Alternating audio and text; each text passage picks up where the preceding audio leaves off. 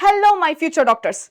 ನಿಮ್ಮ most demanded video ಏನು ಅಂದ್ರೆ ಇದೆ, ದಟ್ ಈಸ್ ಯೂನಿಟ್ ಮತ್ತೆ ಸೈಂಟಿಸ್ಟ್ ಇಂಟ್ರೊಡಕ್ಷನ್ ಬಗ್ಗೆ ಒಂದು ಡೆಡಿಕೇಟೆಡ್ ಅದರದ್ದೇ ವಿಡಿಯೋ ಮಾಡಿ ಅಂತ ಎವ್ರಿ ಟೈಮ್ ನಾನು ಲೈವ್ ಬಂದಾಗ ಅಥವಾ ಬೇರೆ ವಿಡಿಯೋಸ್ ಅಲ್ಲಿ ನೀವು ಕಮೆಂಟ್ ಮಾಡಿ ಕೇಳ್ತಾ ಇದ್ರಿ. ಸೊ ಹಾಗಾಗಿ ಈ ವಿಡಿಯೋದಲ್ಲಿ ಕಂಪ್ಲೀಟ್ ಆಗಿ 10 ಯೂನಿಟ್ಸ್ ಇದೆ ಮಕ್ಕಳೇ ನಿಮಗೆ ಬಯಾಲಜಿಯಲ್ಲಿ ಕ್ಲಾಸ್ 11 ಮತ್ತೆ ಕ್ಲಾಸ್ 12 ಸೇರಿ. ಅದರದ್ದು ಇಂಟ್ರೊಡಕ್ಷನ್, ಯೂನಿಟಿನ ಇಂಟ್ರೊಡಕ್ಷನ್ 10 ಯೂನಿಟ್ಸ್ ಮುಂಚೆ ಇಂಟ್ರೊಡಕ್ಷನ್ ಕೊಟ್ಟಿರ್ತಾರಲ್ಲ ಅದು, ಜೊತೆಗೆ ಯೂನಿಟ್ ಇಂಟ್ರೊಡಕ್ಷನ್ ಜೊತೆಗೆ ಸೈಂಟಿಸ್ಟ್ ಇಂಟ್ರೊಡಕ್ಷನ್ ಕೂಡ ಕೊಟ್ಟಿದ್ದಾರೆ. ಟೋಟಲ್ 10 ಇದೆ. ಸೊ ಎರಡನ್ನೂ ಕೂಡ ಡಿಸ್ಕಸ್ ಮಾಡೋಣ. Welcome to PW NEET Karnataka. ನಾನು ನಿಮ್ಮ biology educator Rachana. You can call me Rachana ma'am, miss or just call me ಅಕ್ಕ.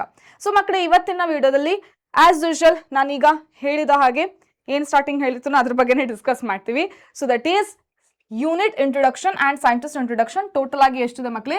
10 ಯೂನಿಟ್ ಇದೆ ನಿಮಗೆ ಟೋಟಲ್ ಆಗಿ ಕ್ಲಾಸ್ 11 ಮತ್ತೆ ಕ್ಲಾಸ್ 12 ಸೇರಿ. ಓಕೆನಾ? ಸೊ ಈ ಕಂಪ್ಲೀಟ್ 10 ಯೂನಿಟ್ ಇಂಟ್ರೊಡಕ್ಷನ್ ಜೊತೆಗೆ 10 ಸೈಂಟಿಸ್ಟ್ ಬಗ್ಗೆನೂ ಕೂಡ ಡೀಟೇಲ್ ಆಗಿ ತಿಳ್ಕೊಳ್ಳೋಣ. ಯಾಕೆ ಇಷ್ಟು ಇಂಪಾರ್ಟೆನ್ಸ್, ಯಾಕೆ ಇದು ಕಲಿಬೇಕು ಅಂತ ಅಂದ್ರೆ, ನೀಟ್ ಎಕ್ಸಾಮ್ ಅಲ್ಲಿ 1 ಅಥವಾ 2 ಕ್ವೆಶನ್ ಇಲ್ಲಿಂದ ಬರುತ್ತೆ. ಐದರ್ ಸೈಂಟಿಸ್ಟ್ ಬಗ್ಗೆ ಅಥವಾ ಯೂನಿಟ್ನ ಇಂಟ್ರೊಡಕ್ಷನ್ ಇಂದನೂ ಕೂಡ ನಿಮಗೆ ಕ್ವೆಶನ್ಸ್ ಕೇಳ್ತಾರೆ. ಇದಲ್ದೇನೆ ಚಾಪ್ಟರ್ ಇಂಟ್ರೊಡಕ್ಷನ್ ಕೂಡ ಇಂಪಾರ್ಟೆಂಟ್, ದೆನ್ ಸಮ್ಮರಿನೂ ಕೂಡ ಇಂಪಾರ್ಟೆಂಟ್. ಅದನ್ನು ಕೂಡ ನೀವು ನೋಡ್ಕೊಂಡೇ ಹೋಗ್ತೀರಾ. ಓಕೆನಾ? ಸೊ ಎವ್ರಿ ಚಾಪ್ಟರ್ ಅಲ್ಲಿನೂ ಕೂಡ ಅದನ್ನು ಕೂಡ ತುಂಬಾ ಇಂಪಾರ್ಟೆಂಟ್ ಆಗಿರುತ್ತೆ. Not only this. ಸೊ ಇದನ್ನ ಮೊದಲು ಮುಗಿಸೋಣ. ನೆಕ್ಸ್ಟ್ ಮತ್ತೆ ಇನ್ನೊಂದ್ಸರಿ ಚಾಪ್ಟರ್ ಇಂಟ್ರೊಡಕ್ಷನ್ ಮತ್ತೆ ಸಮ್ಮರಿನೂ ಕೂಡ ಡಿಸ್ಕಸ್ ಮಾಡೋಣ. ಸರಿನಾ ಮಕ್ಕಳೇ? ಸೊ ಈಗ ನೋಡಿ ಏನಂತ ಇದೆ, diversity in the living world first unit. ಇದರಲ್ಲಿ ನಿಮಗೆ living world, plant kingdom, animal kingdom 3 chapters ಬರುತ್ತೆ. ಸೊ ಏನಂತ ಹೇಳ್ತಾರೆ, biology is the science of the life forms and living processes.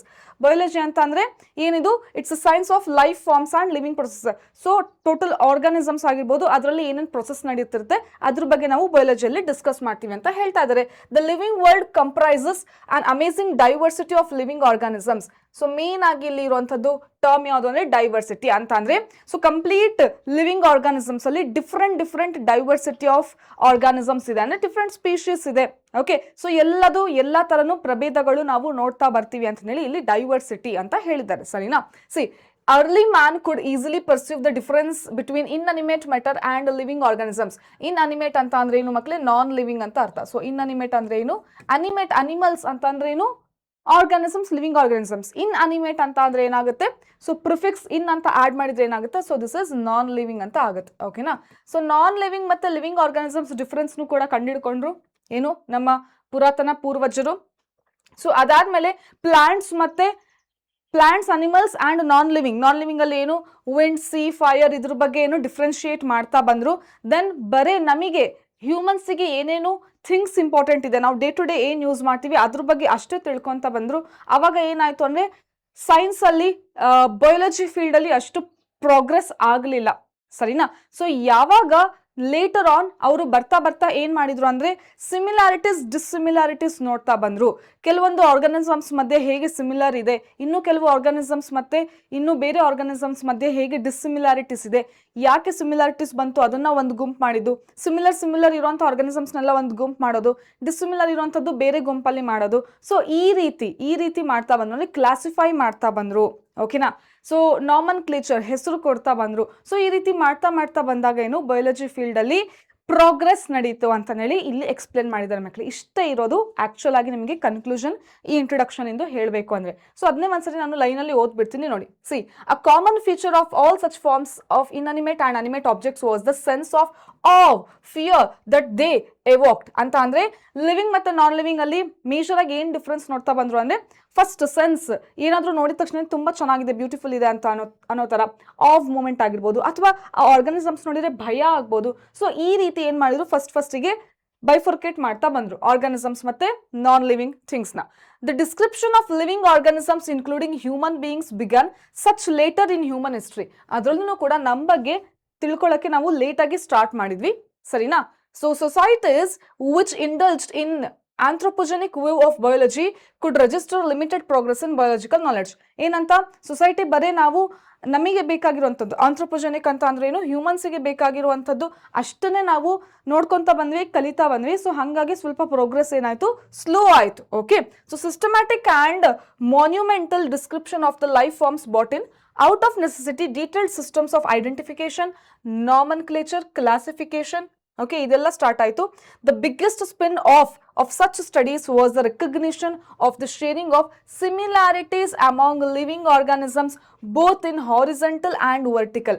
ನೋಡಿ, ಸೊ ಯಾವಾಗ ನಾವು ಆರ್ಗಾನಿಸಮ್ಸ್ನ ಸಿಮಿಲಾರಿಟೀಸ್ ಬೇಸಿಸ್ ಮೇಲೆ ಗ್ರೂಪ್ ಮಾಡ್ತಾ ಬಂದ್ವಿ, ಓಕೆ, ಆರ್ಗನೈಸ್ ಮಾಡ್ತಾ ಬಂದ್ವಿ. ಸೊ ಇವಾಗ ಏನಾಯ್ತು, ನಾಮನ್ಕ್ಲೇಚರ್ ಮಾಡ್ತಾ ಬಂದ್ವಿ, ಕ್ಲಾಸಿಫೈ ಮಾಡ್ತಾ ಬಂದ್ವಿ, ಅವಾಗ ಒಂದೊಂದೇ ತಿಳ್ಕೊತಾ ಬಂದ್ವಿ. ಜೊತೆಗೆ ಇನ್ನೊಂದು ಮೇಜರ್ ಆಗಿ ಯಾವಾಗ ಡಿಫ್ರೆನ್ಸ್ ಬಂತು ಅಂದ್ರೆ ಬಿಗ್ಗೆಸ್ಟ್ ಲಿವಿಂಗ್ ಆರ್ಗನಿಸಮ್ಸ್ ಬೋತ್ ಹಾರಿಜೆಂಟಲಿ ಮತ್ತೆ ವರ್ಟಿಕಲಿ ಅಂತ ಅಂದ್ರೇನು, ಸೇಮ್ ಸ್ಪೀಶೀಸ್ ಬಗ್ಗೆ ತಿಳ್ಕೊಳ್ಳೋದು. ಹಾರಿಜೆಂಟಲಿ ಅಂದ್ರೆ ಸೇಮ್ ಸ್ಪೀಶೀಸ್, ವರ್ಟಿಕಲಿ ಅಂತಂದ್ರೆ ಡಿಫ್ರೆಂಟ್ ಸ್ಪೀಶೀಸ್ ಬಗ್ಗೆನೂ ಕೂಡ ಸಿಮಿಲಾರಿಟೀಸ್ ಇದನ್ನ ಡಿಸಿಮಿಲಾರಿಟೀಸ್ ಇದನ್ನ ಅಂತ ಹೇಳಿ ಮ್ಯಾಚ್ ಮಾಡ್ತಾ ನೋಡೋದು. ಸೊ ಹೀಗೆ ಮಾಡಿದಾಗ ಏನಾಯ್ತು, ನಮ್ಮ ನಾಲೆಡ್ಜ್ ಬಯಾಲಜಿಯಲ್ಲಿ ಇನ್ಕ್ರೀಸ್ ಆಗ್ತಾ ಬಂತು. So that all present day living organisms are related to each other and also to all organisms that ever lived on this earth was a revelation which humbled man and led to cultural movements for conservation of biodiversity. ಅಂತ ಅಂದ್ರೆ ಏನು, so ಈಗ ಇರುವಂತ ಎಲ್ಲ organisms ಯಾವುದೋ ಒಂದು point ಅಲ್ಲಿ ನಾವು ರಿಲೇಟ್ ಆಗಿದ್ದೀವಿ ಅಂತಂದೇಳಿ ಬೇಸಸ್ ಸಿಕ್ತು. ಸೊ ಒಂದಕ್ಕೊಂದು ಸಿಮಿಲಾರಿಟೀಸ್ ಡಿಸಿಮಿಲಾರಿಟೀಸ್ ನೋಡಿದಾಗ ನಾವೆಲ್ಲ ಒಂದೇ, ಎಲ್ಲ ಆರ್ಗಾನಿಸಮ್ಸ್ ಕೂಡ ಒಂದೇ ಕಾಮನ್ ಥಿಂಗ್ಸ್ ನ ಶೇರ್ ಮಾಡ್ತಾ ಇದೀವಿ ಅನ್ನೋದು ಗೊತ್ತಾಯ್ತು.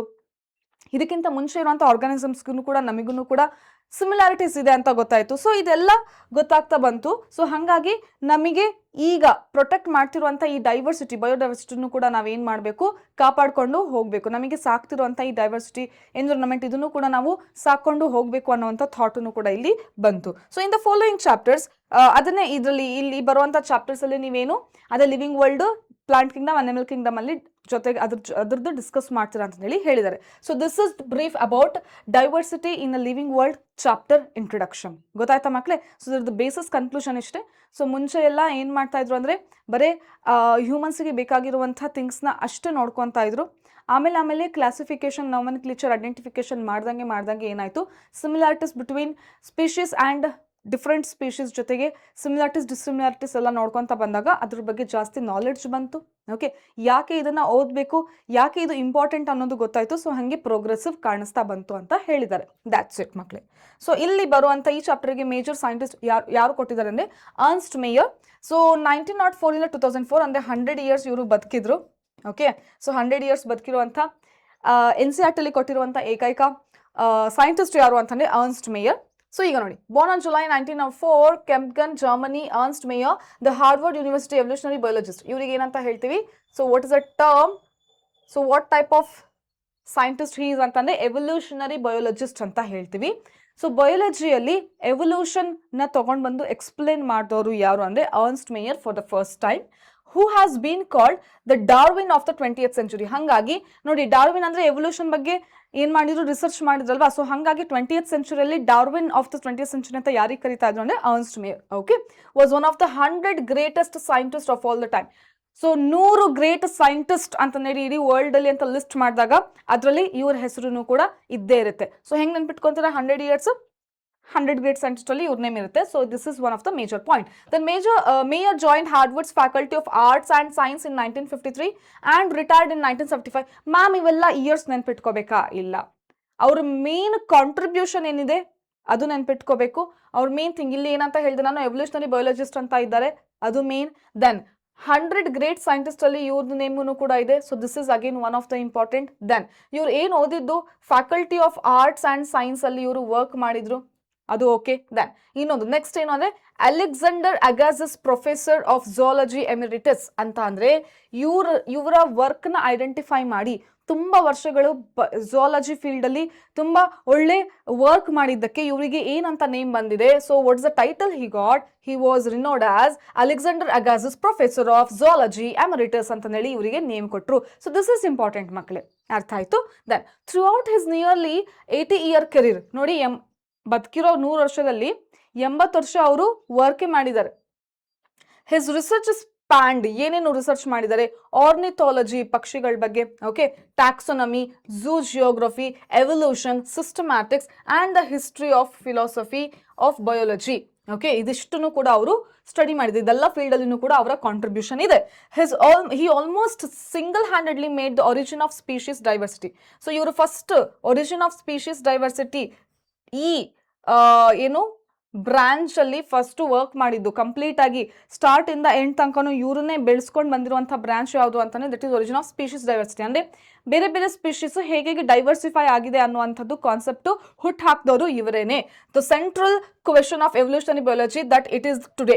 ಸೊ ಈಗ ಏನು ಎವಲ್ಯೂಷನರಿ ಬಯಾಲಜಿಯಲ್ಲಿ ಮೇನ್ ಥಿಂಗ್ ನಾವು ಇವಾಗ ಸ್ಟಡಿ ಮಾಡ್ತಿದೀವಲ್ಲ ಅದನ್ನ ಸ್ಟಾರ್ಟ್ ಮಾಡಿದವರು ಇವರೇನೆ. So he also pioneered the currently accepted definition of biological species. So species ಅನ್ನುವಂಥ concept, so species concept first time ಕೊಟ್ಟಿದ್ದು ಯಾರು ನಮಗೆ ಅರ್ನ್ಸ್ಟ್ ಮೇಯರ್. ಸೊ ಏನು ಸ್ಪೀಶೀಸ್ ಅಂತ ಅಂದ್ರೆ ಸೊ ರಿಲೇಟೆಡ್ ಏನು ಸ್ಪೀಶೀಸ್ ಏನಾಗುತ್ತೆ, ಸೊ ರಿಲೇಟೆಡ್ ಆರ್ಗಾನಿಸಮ್ಸ್ ಅಲ್ಲಿ ಏನಾಗುತ್ತೆ ಮೇಟಿಂಗ್ ಆಗುತ್ತೆ, ಅದೇ ನಾನ್ ಸ್ಪೀಶೀಸ್ ಮಧ್ಯೆ ಏನಾಗುತ್ತೆ ಮೇಟಿಂಗ್ ಆಗೋದಿಲ್ಲ ಅಂತ ಹೇಳಿ ಸೊ ಫಸ್ಟ್ ಇವರು ಹೇಳಿದ್ದು ಇವರೇನೆ. Okay, so Mayr was awarded. So ಅಂದ್ರೆ ಸಪೋಸ್ ಈಗ ಬೇರೆ ಬೇರೆ ಆರ್ಗಾನಿಸಮ್ಸ್ ಟೊಮ್ಯಾಟೊ ಮತ್ತೆ ಪೊಟ್ಯಾಟೊ ಬೇರೆ ಬೇರೆ ಪ್ಲಾಂಟ್ ಆಗಿದೆ. ಸೊ ಇವೆರಡರ ಮಧ್ಯೆ ನಾವೇನಾದ್ರೂ ಪೊಲಿನೇಷನ್ ಮಾಡಿ ನೆಕ್ಸ್ಟ್ ಜನರೇಷನ್ ಬಂದ್ರೆ ಅದರಲ್ಲಿ ಬರುವಂಥ ಪ್ಲಾಂಟ್ ಅಲ್ಲಿ ಏನಾಗ್ಬೋದು ಅಂತಂದ್ರೆ ಫರ್ಟಿಲಿಟಿ ಕಳ್ಕೋಬಹುದು. ಸೊ ಈ ರೀತಿ ಕಾನ್ಸೆಪ್ಟ್ ಅಂತ ಅಂದ್ರೆ ಒಂದು ಸ್ಪೀಶೀಸ್ ಅಂತ ಅನ್ಸ್ಕೋಬೇಕು ಅಂತಂದ್ರೆ ಅದು ಫರ್ಟೈಲ್ ಇಂಡಿವಿಜುವಲ್ ನ ಪ್ರೊಡ್ಯೂಸ್ ಮಾಡಬೇಕು ನೆಕ್ಸ್ಟ್ ಜನರೇಷನ್ಗೆ. ಸೊ ಆ ಕಾನ್ಸೆಪ್ಟ್ ಕೊಟ್ಟವರು ಯಾರು ಅಂತಂದ್ರೆ Ernst Mayr. So Mayr was awarded. ಇವ್ರದ್ದು ಇನ್ನೊಂದು ಮೇನ್ ಕಾಂಟ್ರಿಬ್ಯೂಷನ್ ಅಂದ್ರೆ ತ್ರೀ ಪ್ರೈಸಸ್ ಅವಾರ್ಡ್ ಆಗಿತ್ತು. ಯಾವ್ದು ಅಂದ್ರೆ ಸೊ ಫಸ್ಟ್ ಇಸ್ ಅದನ್ನ ನಾವು ಟ್ರಿಪಲ್ ಕ್ರೌನ್ ಬಯಾಲಜಿ ಅಂತಾನು ಕೂಡ ಹೇಳ್ತೀವಿ. ಸೊ ಯಾವ್ದು ಅಂದ್ರೆ first Balzan prize in 1983. So ಇದು ನೆನ್ಪಿಟ್ಕೊಳ್ಳಿ, ಯಾವ್ದು ಅಂದ್ರೆ first Balzan prize, next international prize for biology, so this is second one, and then Crafoord prize. ಓಕೆನಾ, ಸೊ BIC ಅಂತ ನೆನ್ಪಿಟ್ಕೊಳ್ಳಿ. ಸೊ ಈ ಮೂರೂ ಅವಾರ್ಡ್ ಇವರಿಗೆ ಸಿಕ್ಕಿದ್ದು. ಓಕೆನಾ, ಸೊ ನಿಮಗೆ ಆಪ್ಷನ್ಸ್ ಅಲ್ಲಿ ಟ್ರಿಪಲ್ ಕ್ರೌನ್ ಬಯಾಲಜಿಯಲ್ಲಿ ಯಾರಿಗೆ ಬಂದಿದ್ದು ಅಂತ ಕೇಳಿದ್ರೆ ಅರ್ನ್ಸ್ಟ್ ಮೇಯರ್ ಅಂತಾನು ಕೂಡ ಹೇಳ್ಬೋದು, ಅಥವಾ ಆ ಪ್ರೈಸ್ ಯಾವ್ದು ಅಂತ ಏನಾದ್ರು ಕೇಳಿದ್ರೆ ಇನ್ ಕೇಸ್ ಈ ರೀತಿ ಅಂತ ಕೇಳೋದಿಲ್ಲ, ಮೇಜರ್ ಆಗಿ ಕಾಂಟ್ರಿಬ್ಯೂಷನ್ ಬಗ್ಗೆ ಫೋಕಸ್ ಮಾಡ್ತಾರೆ. ಬಟ್ ಇನ್ ಕೇಸ್ ಬಂತು ಅಂದ್ರೆ ಈ ಅವಾರ್ಡ್ ನೇಮ್ಸ್ ನೆನ್ಪಿಟ್ಕೊಳ್ಳಿ, ದಟ್ಸ್ ಇಟ್. ಓಕೆನಾ, ಸೊ 2004 ಅಲ್ಲಿ ಅವರ ಡೆತ್ ಆಯ್ತು. ಸೊ ಇವರು ಮೇಜರ್ ಯಾವ್ದ್ರದ್ದಂದ್ರೆ ಡೈವರ್ಸಿಟಿಯಲ್ಲಿ ಬರುವಂತಹ ಸೈಂಟಿಸ್ಟ್ ಯಾರು, ಅರ್ನ್ಸ್ಟ್ ಮೇಯರ್, ಎವಲ್ಯೂಷನರಿ ಬಯಾಲಜಿ ಇವರು. ಓಕೆನಾ, ಸೊ ಇವರ ಬಗ್ಗೆ ಡಿಸ್ಕಷನ್ ಆಯ್ತು. Next second unit that is structural organisation in plants and animals. ಇದರಲ್ಲಿ ಮಾರ್ಫಾಲಜಿ, ಅನಾಟಮಿ ಮತ್ತೆ structural organisation in animals 3 chapters ಬರುತ್ತೆ. See the description of the diverse forms of life on earth was made only by observation through naked eyes or later through magnifying lenses and microscopes. ಅಂತಂದರೆ ಇಲ್ಲಿ ಇರುವಂತಹ different organisms ಬಗ್ಗೆ first ಹೇಗೆ study ಮಾಡಿದ್ರು ಅಂದರೆ ಕಣ್ಣಿಗೆ ಕಾಣಿಸ್ತಾ ಇರುತ್ತೆ ಸ್ಟ್ರಕ್ಚರ್ಸ್, ಮಾರ್ಫಾಲಜಿ ಸ್ಟ್ರಕ್ಚರ್ಸ್, ಅದ್ರ ಬಗ್ಗೆ ಡಿಸ್ಕಸ್ ಮಾಡಿದ್ರು. ಆಮೇಲೆ ಮೈಕ್ರೋಸ್ಕೋಪ್ ಅಲ್ಲಿ ಅಡ್ವಾನ್ಸ್ಮೆಂಟ್ ಆದಮೇಲೆ ಅದರಲ್ಲಿ ಇರುವಂಥ ಇಂಟರ್ನಲ್ ಸ್ಟ್ರಕ್ಚರ್ಸ್ನು ಕೂಡ ಸ್ಟಡಿ ಮಾಡ್ತಾ ಬಂದ್ವಿ ಅಂತ ಹೇಳಿದ್ದಾರೆ. See this description is mainly gross structural features both external and internal. ನೋಡಿ ಇದು ಯಾವ ರೀತಿ ಡಿಸ್ಕ್ರಿಪ್ಷನ್ ಆಗ್ತಾ ಬಂತು ಅಂದರೆ ಫಸ್ಟ್ ಎಕ್ಸ್ಟರ್ನಲ್ ದೆನ್ ಇಂಟರ್ನಲ್ ಹೇಳಿದ್ನಲ್ಲ. ಸೊ ಎಕ್ಸ್ಟರ್ನಲ್ ಫೀಚರ್ಸ್ ಮತ್ತು ಇಂಟರ್ನಲ್ ಫೀಚರ್ಸ್ ಎರಡನ್ನೂ ಕೂಡ ಸ್ಟಡಿ ಮಾಡ್ತಾ ಬಂದ್ರು ಅಂತ ಹೇಳಿದ್ದಾರೆ. In addition observable and perceivable living phenomena were also recorded as part of this description. ಅಂತ ಅಂದರೆ ನಮಗೆ ಕಣ್ಣಿಗೆ ಕಾಣಿಸುವಂಥ ಕ್ಯಾರೆಕ್ಟರ್ಸ್, ನಮಗೆ ಫೀಲ್ ಮಾಡುವಂಥ ಕ್ಯಾರೆಕ್ಟರ್ಸ್ನು ಕೂಡ ಏನು ಮಾಡಿದ್ವಿ ಅದನ್ನು ಕೂಡ ಇನ್ಕ್ಲೂಡ್ ಮಾಡ್ತಾ ಬಂದ್ವಿ ಅಂತ. See before experimental biology or more specifically physiology was established as a part of biology, naturalist described only biology. ಮಕ್ಕಳಿಗೆ ಮುಂಚೆ ಏನಂತ ಹೇಳ್ತಾ ಇದ್ರು ಅಂದರೆ ಸೊ ಫಿಸಿಯಾಲಜಿ ಅನ್ನೋವಂಥದ್ದು ನಾವು ಇನ್ಕ್ಲೂಡ್ ಮಾಡ್ತಾನೆ ಇರಲಿಲ್ಲ. ಸೊ ಡೈರೆಕ್ಟ್ ಆಗಿ ಬಯಾಲಜಿ ಅಂದರೆ ಅಷ್ಟು ಯಾರನ್ನು ಕೂಡ ಅಡ್ವಾನ್ಸ್ಮೆಂಟ್ ಕೂಡ ಆಗಿರಲಿಲ್ಲ. ಬರೀ ಫಿಸಿಕ್ಸ್ ಕೆಮಿಸ್ಟ್ರಿ ಬಗ್ಗೆನೇ ತುಂಬ ಸೈಂಟಿಸ್ಟ್ ವರ್ಕ್ ಮಾಡ್ತಾ ಇದ್ರು. ಬಯಾಲಜಿಯಲ್ಲಿ ಯಾರನ್ನು ಕೂಡ ಸೈಂಟಿಸ್ಟ್ ವರ್ಕ್ ಮಾಡ್ತಾ ಇರಲಿಲ್ಲ. ಫಿಸಿಯಾಲಜಿ ಕಾನ್ಸೆಪ್ಟನ್ನು ಅವರು ಇನ್ಕ್ಲೂಡ್ ಮಾಡಿರಲಿಲ್ಲ. ಸೊ ಹಾಗೆ ನಾರ್ಮಲ್ ಆಗಿ ಕಣ್ಣಿಗೆ ಕಾಣಿಸುವಂಥ ಕ್ಯಾರೆಕ್ಟರ್ಸ್ನ ನೋಟ್ ಮಾಡ್ಕೊಳ್ಳೋದು, ಓಕೆ, ಅದನ್ನು ಐಡೆಂಟಿಫೈ ಮಾಡೋದು ಅಷ್ಟೇ ಕೆಲಸನ ಮಾಡ್ತಾ ಇದ್ರು. Hence biology remained as a natural history. So ಹಾಗಾಗಿ ಒಂದು ನ್ಯಾಚುರಲ್ ಹಿಸ್ಟ್ರಿ ಅಂತ ಅಷ್ಟೇ ಉಳ್ಕೊಂಡೋಗಿತ್ತು, ಅದನ್ನು ಒಂದು ಬ್ರಾಂಚ್ ಅಂತಂದೇಳಿ ಇನ್ಕ್ಲೂಡ್ ಆಗಿರಲಿಲ್ಲ. So the description by it self was amazing in terms of detail. While the initial reaction of a student could be boredom, one should keep in mind that the detailed description was utilized in the later day reductionist biology, where a living process drew more attention from scientists than the description of life forms and their structures. ಮಕ್ಕಳೇ ಏನಂತ ಹೇಳ್ತಾ ಇದ್ದಾರೆ ಅಂದರೆ ಸ್ಟಾರ್ಟಿಂಗಿಗೆ superficial ಆಗಿ study ಮಾಡಿದಾಗ ಎಲ್ರಿಗೂ ಕೂಡ ಏನಾಗುತ್ತೆ ಇದರಲ್ಲಿ ಅಷ್ಟೊಂದು ಕಾನ್ಸೆಪ್ಟ್ ಇಲ್ಲ, ಇದರಲ್ಲಿ ಏನೂ ಕೂಡ ಅಷ್ಟು ಸ್ಟಡಿ ಮಾಡುವಂಥದ್ದು ಇಲ್ಲ ಅಂತಂದೇಳಿ ಅದನ್ನು ಅಲ್ಲಿಗೆ ಬಿಟ್ಟಿದ್ರು. ಸೊ ನೆಕ್ಸ್ಟ್ ಯಾವಾಗ ರಿಡಕ್ಷನಿಸ್ಟ್ ಬಯಾಲಜಿ ಥರ ಥಿಂಕ್ ಮಾಡಿದಾಗ ರಿಡಕ್ಷನಿಸ್ಟ್ ಬಯಾಲಜಿ ಟರ್ಮ್ ಇಲ್ಲಿ ಬಂದಿದೆ ಚಾಪ್ಟರ್ 2 ಇಂಟ್ರಡಕ್ಷನಲ್ಲಿ. ಬಟ್ 2025 ಪೇಪರಲ್ಲಿ ಬೇರೆ ಚಾಪ್ಟರಿಂದ ಬಂದಿತ್ತು. ನಾನು ಇವಾಗ ಎಕ್ಸ್ಪ್ಲೇನ್ ಮಾಡಬೇಕಾದ್ರೆ ನೀವು ನನಗೆ ಪಾಸ್ ಮಾಡಿ ಕಮೆಂಟಲ್ಲಿ ತಿಳಿಸ್ತೀರಾ. ನೆಕ್ಸ್ಟ್ 2 ಚಾಪ್ಟರ್ಸ್, ಇನ್ನೂ 2 ಚಾಪ್ಟರ್ಸ್ ಅಲ್ಲಿನೂ ಕೂಡ ರಿಡಕ್ಷನಿಸ್ಟ್ ಬಯಾಲಜಿ ಅಂತ ಟರ್ಮ್ ಬರುತ್ತೆ. ಸೊ ಯಾವ ಚಾಪ್ಟರಲ್ಲಿ ಬರುತ್ತೆ ಅಂತ ಹೇಳಿ ಪಾಸ್ ಮಾಡಿ ಕಮೆಂಟ್ ಮಾಡಿ ತಿಳಿಸ್ಬೇಕು. ಈಗ ಅಂತ ನಾನು ಹೇಳಿದ್ದೀನಿ ಯೂನಿಟ್ 2 ಅಲ್ಲಿ ಬಂದಿದೆ. ಇನ್ನು ನೆಕ್ಸ್ಟ್ ನಾನು ಹೇಳಬೇಕಾದ್ರೆ ಯಾವ್ದು ಯೂನಿಟ್ ಅಲ್ಲಿ ಬರುತ್ತೆ ಅಂತ ಹೇಳಿ ಪಾಸ್ ಮಾಡಿ ಕಮೆಂಟ್ ಮಾಡಿ. ಸೊ ದಟ್ ನಿಮಗೆ ಒಂಥರ ಏನು ಸಣ್ಣ ಆಕ್ಟಿವಿಟಿ ಇದ್ದಂಗೆ. ಸೊ ನೆಕ್ಸ್ಟ್ ನೀವು ಕೇಳಿಸ್ಕೊಂತ ಬಂದಾಗ ನಿಮಗೆ ಗೊತ್ತಾಗುತ್ತೆ. ಓಕೆನಾ? ಸೊ ಇಲ್ಲಿ ಏನಂತಂದ್ರೆ ಏನ್ ಹೇಳ್ತಾ ಇದ್ರು ಅಂದ್ರೆ ರಿಡಕ್ಷನಿಸ್ಟ್ ಬಯಾಲಜಿ ತರ ಥಿಂಕ್ ಮಾಡಿದಾಗ ಅಂತಂದ್ರೆ ಫುಲ್ ಡೀಪ್ ಆಗಿ ಅನಾಲಿಸಿಸ್ ಮಾಡಿ ಅಂಡರ್ಸ್ಟ್ಯಾಂಡಿಂಗ್ ಪ್ರಾಸೆಸ್ ನಾವು ನೋಡ್ಕೊಂಡಾಗ ನಮಗೆ ಏನಂತ ಗೊತ್ತಾಗುತ್ತೆ. ಸೊ ಇದನ್ನು ಕೂಡ ತುಂಬಾ ಇಂಟ್ರೆಸ್ಟಿಂಗ್ ಫ್ಯಾಕ್ಟ್ ಇದೆ, ಇದನ್ನು ಕೂಡ ತಿಳ್ಕೊಳ್ಳೋಂಥದ್ದು ತುಂಬಾ ಇದೆ ಅಂತ ಹೇಳಿ ಗೊತ್ತಾಗ್ತಾ ಬಂತು. ಸೊ ಒಂದು ಬರೇ ಆರ್ಗಾನಿಸಮ್ ಅಂತ ಸೂಪರ್ಫಿಷಿಯಲಿ ನೋಡಿದಾಗ ಅಷ್ಟೊಂದು ಕ್ಯಾರೆಕ್ಟರ್ಸ್ ನಾವು ಡಿಫ್ರೆನ್ಶಿಯೇಟ್ ಮಾಡೋಕ್ಕಾಗಲ್ಲ. ಅದೇ ಇಂಟರ್ನಲ್ ಕ್ಯಾರೆಕ್ಟರ್ಸ್ಗೆ ಬಂದಾಗ ಅದರಲ್ಲೂ ಮತ್ತೆ ಇನ್ನೂ ಡೀಪ್ ಲೈಕ್ ಸೆಲ್ ಅಂತ ತಗೊಂಡ್ರೆ ಅದರೊಳಗಡೆ ನ್ಯೂಕ್ಲಿಯಸ್ ತಗೊಂಡ್ರೆ ನ್ಯೂಕ್ಲಿಯಸ್ ಒಳಗಡೆ ಮತ್ತೆ ನಾವು ಕ್ರೋಮೋಸೋಮ್ ತಗೊಂಡ್ರೆ ಕ್ರೋಮೋಸೋಮ್ಸ್ ಅಲ್ಲಿ ಮತ್ತೆ ಜೀನ್ಸ್ ಬಗ್ಗೆ ಸ್ಟಡಿ ಮಾಡಿದ್ರೆ ಆ ಜೀನ್ಸ್ ಅಲ್ಲೂ ಪರ್ಟಿಕ್ಯುಲರ್ ಆಗಿ ಕೆಲವೊಂದು ಜೀನ್ಸ್ ಬಗ್ಗೆ ಅಷ್ಟೇ ಸ್ಟಡಿ ಮಾಡ್ತಾ ಇದ್ರೆ ಸೊ ಅಲ್ಲಿ ಏನಂತ ಗೊತ್ತಾಗುತ್ತೆ. ಸೊ ಇನ್ನು ಮಾಲಿಕ್ಯುಲರ್ ಲೆವೆಲ್ ಇಂದನೂ ಕೂಡ ನೆಕ್ಸ್ಟ್ ಹೈಯರ್ ಲೆವೆಲ್ ತನಕನೂ ಹೇಗೆ ಡಿಫ್ರೆನ್ಶಿಯೇಟ್ ಆಗ್ತಾ ಬಂದಿದೆ ಅನ್ನೋದು ನಾವು ತಿಳ್ಕೊಂತ ಬರ್ತೀವಿ ಅಂತ ಹೇಳ್ತಾ ಇದ್ದಾರೆ. ಓಕೆನಾ? ಸೊ ಅದ್ರ ಬಗ್ಗೆನೇ ದೆನ್ ಈ ಚಾಪ್ಟರ್ ಅಲ್ಲಿ ಇನ್ನೂ ಮಿಕ್ಕಿರುವಂಥದ್ದು ಪ್ಲಾಂಟ್ಸ್, ಆನಿಮಲ್ಸ್, ಅದ್ರ ಹೇಗೆ ಮಾರ್ಫಾಲಜಿ ಇದೆ, ಓಕೆ, ಅದ್ರದ್ದು ಅನಾಟಮಿ ಹೇಗಿದೆ ಅದನ್ನ ಈ ನೆಕ್ಸ್ಟ್ ಚಾಪ್ಟರ್ಸ್ ಅಲ್ಲಿ ನೋಡ್ತಾ ಬರ್ತೀವಿ ಅಂತ ಹೇಳಿ ಹೇಳಿದ್ದಾರೆ. So this is about the unit introduction second one. And ಇಲ್ಲಿ ಬರುವಂತ ಸೈಂಟಿಸ್ಟ್ ಯಾರು ಅಂದ್ರೆ lady scientist, that is Katherine Esau. Okay, so Katherine Esau was born in Ukraine in 1898. She studied agriculture in Russia and Germany and received her doctorate in 1931 in United States. So ನೋಡಿ ಅವ್ರು ಏನು ಓದಿದ್ರು ಅಂದ್ರೆ agriculture, Russia ಮತ್ತು ಜರ್ಮನಿಯಲ್ಲಿ ಅಗ್ರಿಕಲ್ಚರ್ನ ಓದಿದ್ರು. Okay, then ಅದರಲ್ಲಿ PhD ಕೂಡ ಮಾಡಿದ್ದಾರೆ. Okay, then she reported in her early publications that the curly ಅವ್ರ ಫಸ್ಟ್ ಪಬ್ಲಿಕೇಶನ್ ಏನು ಅವ್ರದ್ದು ಏನು ಫಸ್ಟ್ ಪಬ್ಲಿಕೇಶನ್ ರಿಲೀಸ್ ಆಯಿತು ಅಂತಂದ್ರೆ ಸೊ ಒಂದು ಡಿಸೀಸ್ ಬಗ್ಗೆ ಇವರು ಸ್ಟಡಿ ಮಾಡಿದ್ರು, ಏನದು ಕರ್ಲಿ ಟಾಪ್ ವೈರಸ್. ಸೊ ಈ ಕರ್ಲಿ ಟಾಪ್ ವೈರಸ್ ಹೇಗೆ ಸ್ಪ್ರೆಡ್ ಆಗುತ್ತೆ ಪ್ಲಾಂಟ್ ಅಲ್ಲಿ ಅಂದ್ರೆ through phloem. Okay, food conducting tissue phloem ಇಂದ ಸ್ಪ್ರೆಡ್ ಆಗುತ್ತೆ. ಇದ್ರ ಬಗ್ಗೆ ಅವರು ಡಿಸ್ಕಸ್ ಮಾಡಿದ್ರು, ಅಂದ್ರೆ ಪಬ್ಲಿಷ್ ಮಾಡಿರುವಂಥ ರಿಸರ್ಚ್ ಪೇಪರ್ ಇದು. ಸೊ ನೆಕ್ಸ್ಟ್ ಏನು ಮಾಡಿದ್ರು ಅಂದ್ರೆ ಅವರು ಇನ್ನೊಂದು ಬುಕ್ನ ರಿಲೀಸ್ ಮಾಡ್ತಾರೆ. ಯಾವುದು ಅಂದ್ರೆ ಇಸೌಸ್ ಪ್ಲಾಂಟ್ ಅನಾಟಮಿ ಬಗ್ಗೆ ಡೀಟೇಲ್ ಆಗಿ ಸ್ಟಡಿ ಮಾಡ್ತಾರೆ ಮಕ್ಕಳೇ. ಸೊ ಇದನ್ನ ರಿಲೀಸ್ ಮಾಡ್ತಾರೆ ಯಾವಾಗ 1954. ಇದು ಹೇಗೆ ಅಂತ ಅಂದ್ರೆ like developmental approach design to enhance one's understanding of plant structure and an enormous impact worldwide, literally bringing about a revival of the discipline ಅಂತ ಅಂದ್ರೆ ಕಂಪ್ಲೀಟ್ ಆಗಿ ಹೊಸ ಡಿಸಿಪ್ಲಿನ್ ಸ್ಟಾರ್ಟ್ ಮಾಡಿದ್ರು. ಸೊ ಪ್ಲಾಂಟ್ ಅನಾಟಮಿ ಅನ್ನುವಂಥ ಬ್ರಾಂಚ್ ಇರಲಿಲ್ಲ. So ಅದ್ರ ಬಗ್ಗೆ detail ಆಗಿ ಡಿಸ್ಕಸ್ ಮಾಡಿಬಿಟ್ಟು ಒಂದು ಬುಕ್ನೇ ಕಂಪ್ಲೀಟ್ ಆಗಿ ಪಬ್ಲಿಷ್ ಮಾಡಿದ್ದಕ್ಕೆ ಸೊ ಎಲ್ಲರಿಗೂ ಅದ್ರ ಬಗ್ಗೆ ಏನು ಮಾಡಿದ್ದು ಎನ್ಲೈಟನ್ ಮಾಡಿರುವಂಥ ಸೈಂಟಿಸ್ಟ್ ಯಾರು ಅಂದರೆ Katherine Esau. Okay, so the anatomy ಇನ್ನೊಂದು ಬುಕ್ಕಿನ ರಿಲೀಸ್ ಮಾಡಿದ್ರು, ಏನಂದರೆ the anatomy of seed plants ಅಂತ. ಸೊ ಇದನ್ನು ಕೂಡ ಅವರೇ ಪಬ್ಲಿಷ್ ಮಾಡಿರುವಂಥ ಬುಕ್ ಯಾವಾಗ 1960. ಸೊ ಈಗ ಇವೆರಡು ಬುಕ್ಸ್ನು ಯಾವ ಥರ ರೆಫರ್ ಮಾಡ್ತೀವಿ ನಾವು ಇವಾಗಿನ ಕಾಲದಲ್ಲೂ ಕೂಡ ಅಂತ ಅಂದರೆ ಲೈಕ್ ನಮಗೆ ಇಂಗ್ಲೀಷಲ್ಲಿ ಟರ್ಮ್ಸ್ ಗೊತ್ತಾಗಿಲ್ಲ ಅಂದರೆ ನಾವು ಏನು ಮಾಡ್ತೀವಿ ಡಿಕ್ಷನರಿ ನೋಡ್ತೀವಿ. ಅದೇ ರೀತಿ ಅನಾಟಮಿಯಲ್ಲಿ ಏನಾದರೂ ಗೊತ್ತಾಗಿಲ್ಲ ಅಂತಂದರೆ ನಾವು ಇದನ್ನು ಡಿಕ್ಷನರಿ ಥರ ಎನ್ಸೈಕ್ಲೋಪೀಡಿಯಾ ಥರ ನಾವು ರೆಫರ್ ಮಾಡ್ತೀವಿ ಅಂತಂದೇಳಿ ಹೇಳಿದ್ದಾರೆ. ಓಕೆನಾ? ಸೊ ದೀಸ್ 2 ಬುಕ್ಸ್ ಯಾವ್ದು ಪ್ಲಾಂಟ್ ಅನಾಟಮಿ ಮತ್ತು the anatomy of seed plants ಅನ್ನುವಂಥ ಬುಕ್. ಸೀಡ್ ಪ್ಲಾಂಟ್ಸ್ ಅಂದರೆ ಇಲ್ಲಿ ಏನು ಬರುತ್ತೆ ಮಕ್ಕಳೇ? ಜಿಮ್ನೋಸ್ಪರ್ಮ್ಸ್ ಮತ್ತು ಏಂಜಿಯೋಸ್ಪರ್ಮ್ಸ್. ಓಕೆನಾ? ಸೊ ಇದ್ರ ಬಗ್ಗೆ ಡೀಟೇಲ್ ಆಗಿ ನಾವು ಈ ಬುಕ್ಕಲ್ಲಿ ತಿಳ್ಕೊಬೋದು. ಓಕೆ, ಸೊ ಹೇಗೆ ಅಂದರೆ Webster's of plant biology. Webster's ಅಂತಂದರೆ ಇದೇನು ಅಂತಂದರೆ ಎನ್ಸೈಕ್ಲೋಪೀಡಿಯಾ ಥರನೇ. ಸೊ ಅದೇ ರೀತಿ ಪ್ಲಾಂಟ್ ಬಯಾಲಜಿಯಲ್ಲಿ ಇದು ನಮಗೆ ಒಂದು ವೆಬ್ಸ್ಟರ್ಸ್ ಇದ್ದಂಗೆ ಅಂತಂದೇಳಿ ಹೇಳಿದ್ದಾರೆ. ಓಕೆನಾ? So 1957 she was elected to the national academy of science. National academy of ಸೈನ್ಸ್ಗೆ ಅವ್ರನ್ನ ಎಲೆಕ್ಟ್ ಮಾಡಿಕೊಂಡು becoming the 6th women to receive. ಇವರು 6th ವುಮೆನ್ ಆಗಿದ್ದಾರೆ. ಏನು ಹಾನರ್ ರಿಸೀವ್ ಮಾಡಲಿಕ್ಕೆ ಅಂದರೆ so this national academy of science ಅಲ್ಲಿ. Okay, so in addition of this prestigious award she received the national medal of science.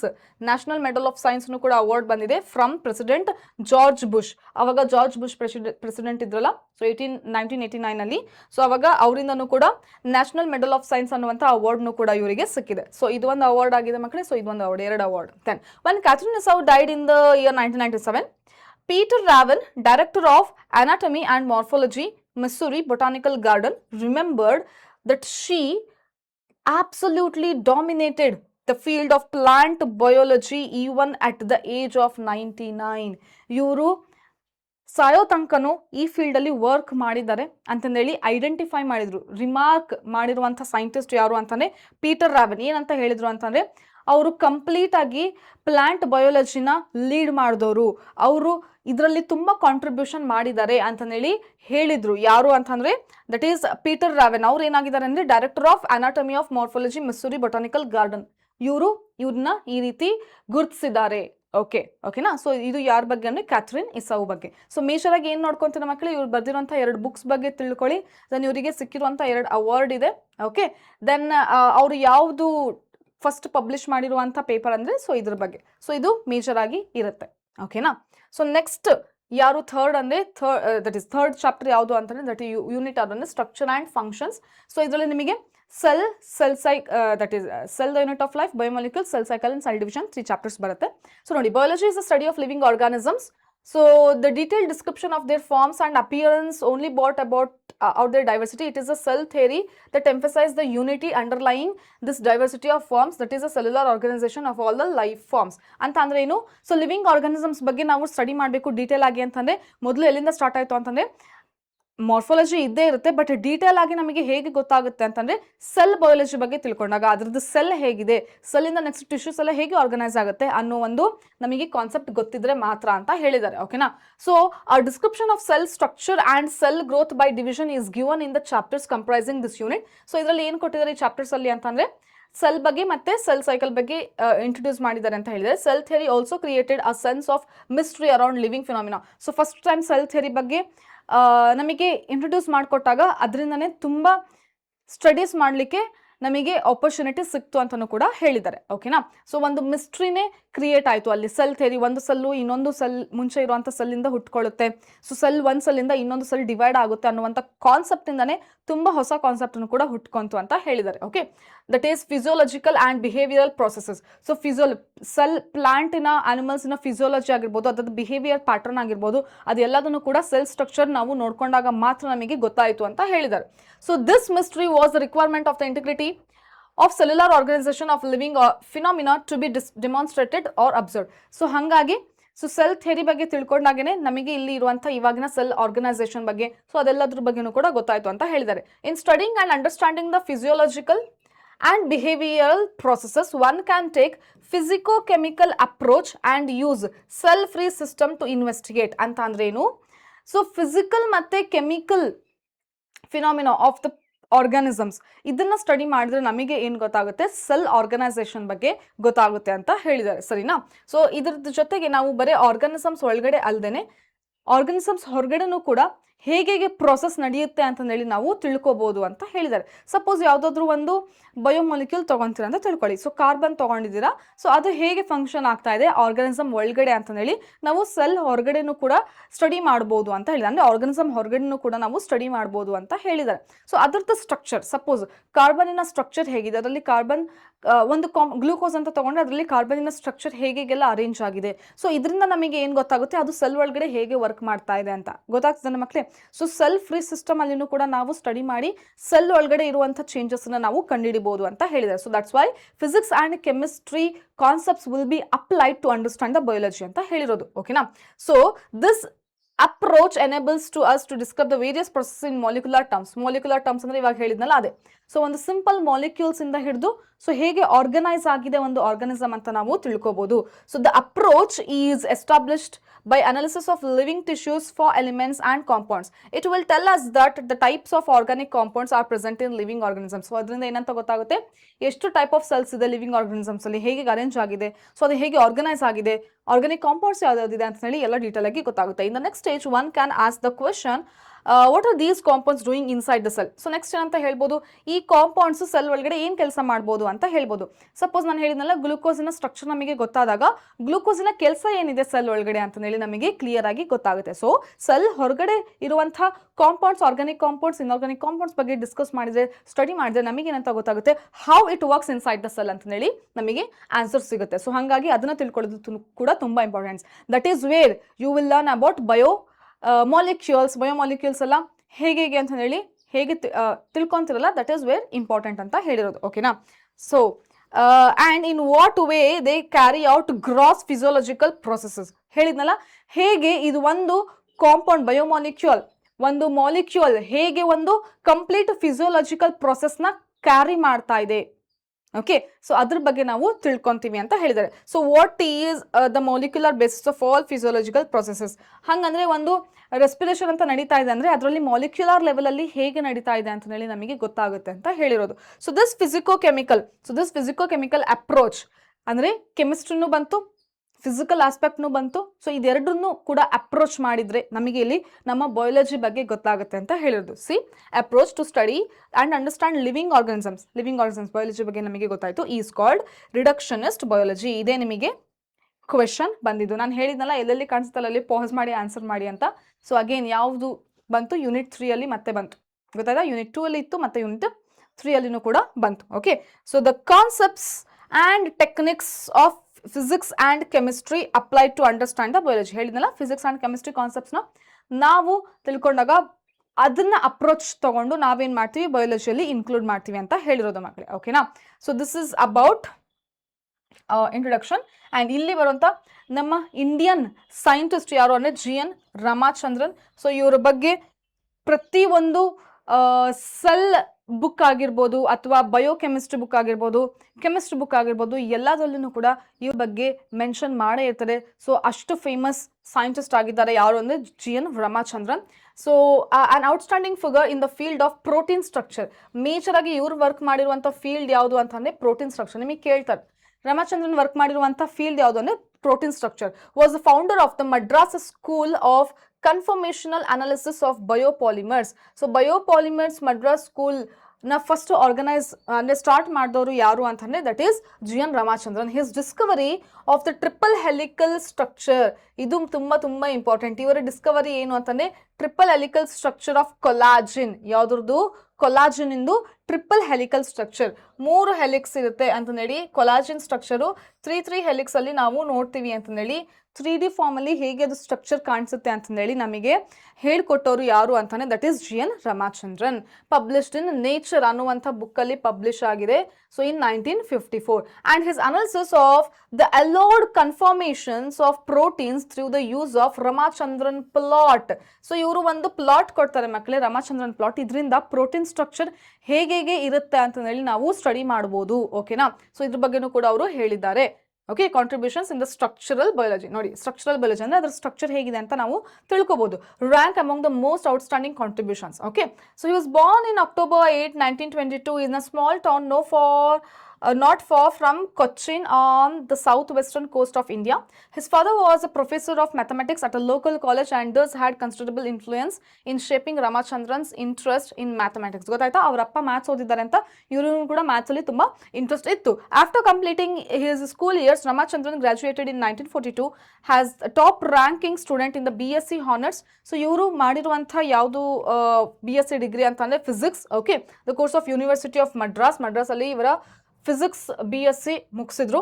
Okay, then he received a PhD from Cambridge university. Then higher ಸ್ಟಡೀಸಿಗೆ PhD ಮಾಡಲಿಕ್ಕೆ ಎಲ್ಲಿ ಹೋಗಿದ್ರು ಅಲ್ಲಿ Cambridge university, ಅಲ್ಲಿನೂ ಮುಗಿಸಿದ್ರು 1949.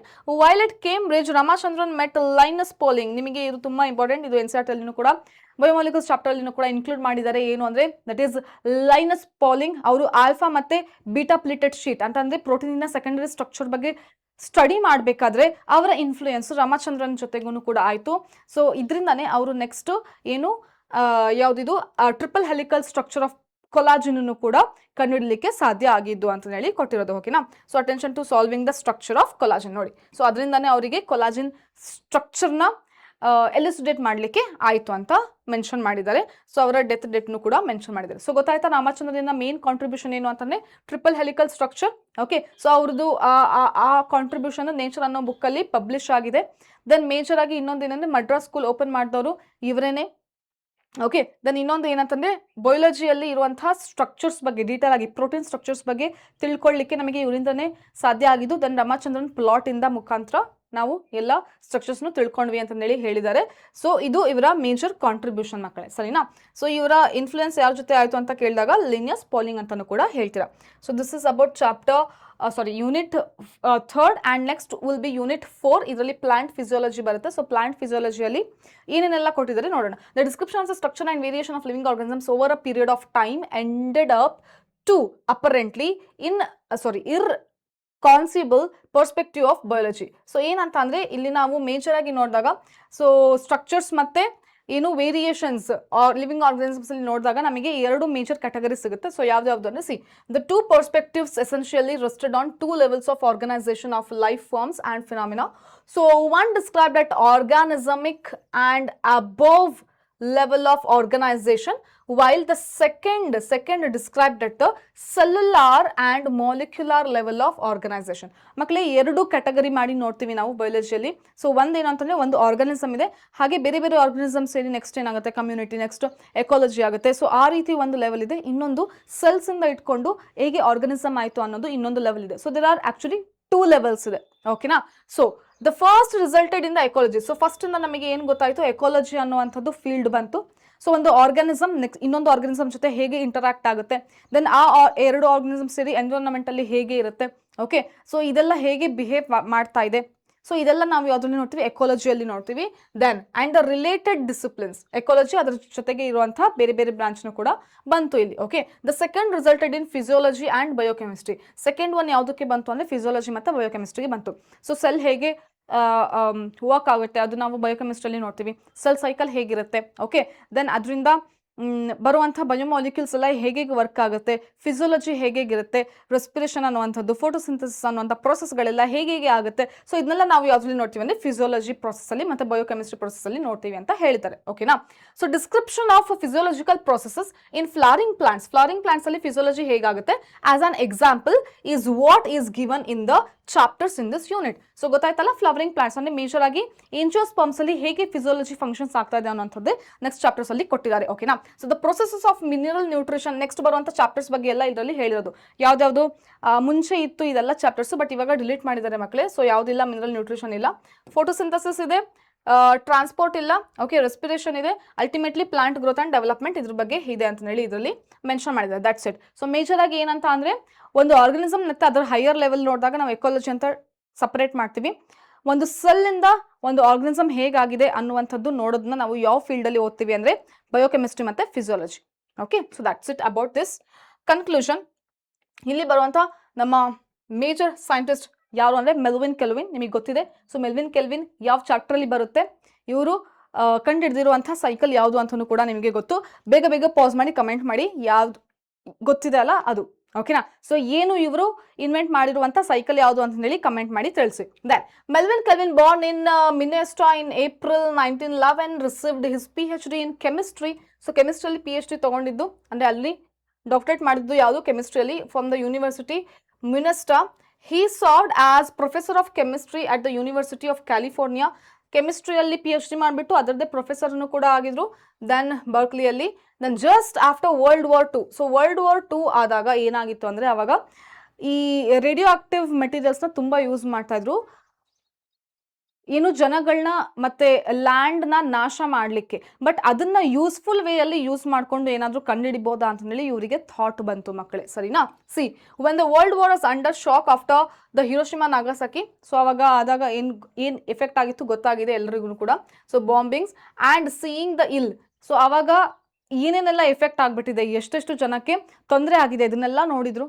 So ಇದ್ರದ್ದು ಏನಾದರೂ ನಾವು ಆಲ್ಟರ್ನೇಟಿವ್ ಮೆಥಡ್ ಯೂಸ್ ಮಾಡಬೇಕು ಅಂತ ಹೇಳಿ ತಿಳ್ಕೊಂಡ್ರು. So effects of radioactivity, Calvin coworkers put radioactivity to beneficial use. So ಇದರಿಂದ ಏನಾದರೂ ಬೆನಿಫಿಟ್ಸ್ ಇದನ್ನ ಬೆನಿಫಿಷಿಯಲ್ ಯೂಸ್ಗೆ ಯೂಸ್ ಮಾಡ್ಕೋಬೋದಾ ಅಂತ ಹೇಳಿ ಇವರು ಸ್ಟಡಿ ಮಾಡಲಿಕ್ಕೆ ಸ್ಟಾರ್ಟ್ ಮಾಡಿದ್ರು. So he along with A.J. Basham studied reactions in green plants. ಇವರು ಮತ್ತೆ A.J. Basham ಇಬ್ರು ಸೇರಿ ಏನ್ ಮಾಡಿದ್ರು, ರೇಡಿಯೋ ಆಕ್ಟಿವ್ ಕೆಮಿಕಲ್ಸ್ನ ತಗೊಂಡ್ಬಿಟ್ಟು ಗ್ರೀನ್ ಪ್ಲಾಂಟ್ಸ್ ಅಲ್ಲಿ ಸ್ಟಡಿ ಮಾಡಲಿಕ್ಕೆ ಸ್ಟಾರ್ಟ್ ಮಾಡಿದ್ರು. Farming sugar and other substances. So plants ಅಲ್ಲಿ ಶುಗರ್ ಮತ್ತೆ ಬೇರೆ ಬೇರೆ ಕಾಂಪೌಂಡ್ಸ್ ಹೇಗೆ ತಯಾರಾಗುತ್ತೆ ಫ್ರಮ್ ರಾ ಮೆಟೀರಿಯಲ್ಸ್ ಯಾವುದು, ಕಾರ್ಬನ್ ಡೈಆಕ್ಸೈಡ್ ಮತ್ತೆ ವಾಟರ್ನ ಯೂಸ್ ಮಾಡಿಕೊಂಡು ಹೇಗೆ ಬೇರೆ ಬೇರೆ ಶುಗರ್ ಮತ್ತೆ ಬೇರೆ ಕಾಂಪೌಂಡ್ಸ್ ತಯಾರಾಗ್ತಾ ಇದೆ ಅಂತ ರೇಡಿಯೋ ಆಕ್ಟಿವ್ ಮೆಟೀರಿಯಲ್ ಮುಖಾಂತರ ಅವರು ಸ್ಟಡಿ ಮಾಡಿದ್ರು. ಓಕೆನಾ? So carbon dioxide with the C14 ಇದು C14. So Calvin propose that the plants change light energy to chemical energy. ಮಕ್ಕಳು ಯಾವುದಾದ್ರೂ ಒಂದು ಕಾರ್ಬನ್ ಕಾಂಪೌಂಡಿಗೆ ರೇಡಿಯೋ ಆಕ್ಟಿವ್ ಮೆಟೀರಿಯಲ್ ಇಟ್ಟಾಗ ಅದು ಸೆಲ್ ಒಳಗಡೆ ಹೋಗ್ಬಿಟ್ಟು ಏನೇನೆಲ್ಲ ಚೇಂಜಸ್ ಮಾಡ್ತಾ ಇದೆ ಅನ್ನೋದನ್ನ ಟ್ರೇಸ್ ಮಾಡ್ಬೋದು. ಸೊ ಹೀಗೆ ಇವರು ರೇಡಿಯೋ ಆಕ್ಟಿವ್ ಕೆಮಿಕಲ್ನ ಯೂಸ್ ಮಾಡ್ಕೊಂಡ್ರು. ಗೊತ್ತಾಯ್ತಾ ಮಕ್ಕಳೇ? ಸೊ ಇದರಿಂದ ಅವರಿಗೆ ಏನಂತ ಗೊತ್ತಾಯ್ತು ಅಂದ್ರೆ, ಸೊ ಲೈಟ್ ಎನರ್ಜಿಯಿಂದ ಕೆಮಿಕಲ್ ಎನರ್ಜಿ ಅಂದರೆ ಫುಡ್ ಹೇಗೆ ಪ್ಲಾಂಟಲ್ಲಿ ಪ್ರಿಪೇರ್ ಆಗ್ತಾ ಇದೆ, C3 ಸೈಕಲ್ ಹೇಗೆ ರನ್ ಆಗ್ತಾ ಇದೆ ಅನ್ನೋದು ಇವರಿಗೆ ಗೊತ್ತಾಯಿತು. ಓಕೆನಾ? So transferring an electron in an organised array pigment molecules and other substances. So ಇದೆಲ್ಲ complete photosynthesis process ಬಗ್ಗೆ ತಿಳ್ಕೊಂಡ್ರು. The mapping of the pathway of the carbon assimilation in photosynthesis earned him Nobel Prize in 1961. So ಈ ರೀತಿ ಯಾವುದೋ radio active ಮೆಟೀರಿಯಲ್ನ use ಮಾಡಿಕೊಂಡು photosynthesis ಬಗ್ಗೆ ಅವರು ನಮಗೆ introduce ಮಾಡಿ ಕೊಟ್ರಲ್ಲ, ಸೊ ಹಾಗಾಗಿ ಅವರಿಗೆ ನೋಬೆಲ್ ಪ್ರೈಸ್ ಕೂಡ ಸಿಕ್ಕಿದೆ 1961. ಸೊ ನೋಬೆಲ್ ಪ್ರೈಸಸ್ ಬಗ್ಗೆ ಕ್ವಶನ್ನ ನಿಮಗೆ ಕೇಳ್ತಾರೆ. ಸೊ ಇವ್ರದ್ದು ಮೇನ್ ಕಾಂಟ್ರಿಬ್ಯೂಷನ್ ಮಕ್ಕಳೇ ಏನಂತ ಹೇಳ್ತೀರಾ, ರೇಡಿಯೋ ಆಕ್ಟಿವ್ ಮೆಟೀರಿಯಲ್ನ ಯೂಸ್ ಮಾಡಿಕೊಂಡು ಫೋಟೋಸಿಂಥಸಿಸ್ ಪ್ರಾಸೆಸ್ನ ಕಂಡುಹಿಡಿದಿದ್ದು, ಲೈಟ್ ಎನರ್ಜಿಯಿಂದ ಕೆಮಿಕಲ್ ಎನರ್ಜಿ ಹೇಗೆ ಫಾರ್ಮೇಷನ್ ಆಗುತ್ತೆ ಅಂತ ಹೇಳಿ ನಮಗೆ ಇಂಟ್ರೊಡ್ಯೂಸ್ ಮಾಡಿಕೊಟ್ಟರು, ಪಾತ್ವೇ ಹೇಳ್ಕೊಟ್ಟರು ನಮ್ಮ ಮೆಲ್ವಿನ್ ಕೆಲ್ವಿನ್ ಅಂತ ಹೇಳ್ತೀರಾ. ದೆನ್ ಅದಕ್ಕೆ ಅವರಿಗೆ ನೋಬೆಲ್ ಪ್ರೈಸ್ ಕೂಡ ಬಂದಿದೆ. The principles of photosynthesis as established by Calvin are at present being used in studies on renewable resources for energy and materials and the basic studies in solar energy research ಅಂತ ಅಂದರೆ ಅವರು ನಮಗೆ basis ಇಟ್ಕೊಟ್ಟಿರೋದ್ರಿಂದನೇ ನಾವು solar ಎನರ್ಜಿನ ಹೇಗೆ use ಮಾಡ್ಬೋದು, ಅದನ್ನು use ಮಾಡಿಕೊಂಡು ಯಾವ್ದಾವ್ದು ರಿಸೋರ್ಸ್ನ ತಯಾರು ಮಾಡ್ಕೋಬಹುದು ಅಂತಂದೇಳಿ ನಾವು ಈಗಲೂ ಕೂಡ ಸ್ಟಡಿ ಮಾಡ್ತಾ ಇದ್ದೀವಿ ಅಂತ ಹೇಳಿರೋದು. ಸರಿನಾ ಮಕ್ಕಳೇ? So this is about Melvin Calvin. Then fifth ಯಾರು ಅಂದರೆ ಫಿಫ್ತ್ ಯೂನಿಟ್ ಯಾವುದು ಅಂದರೆ human physiology.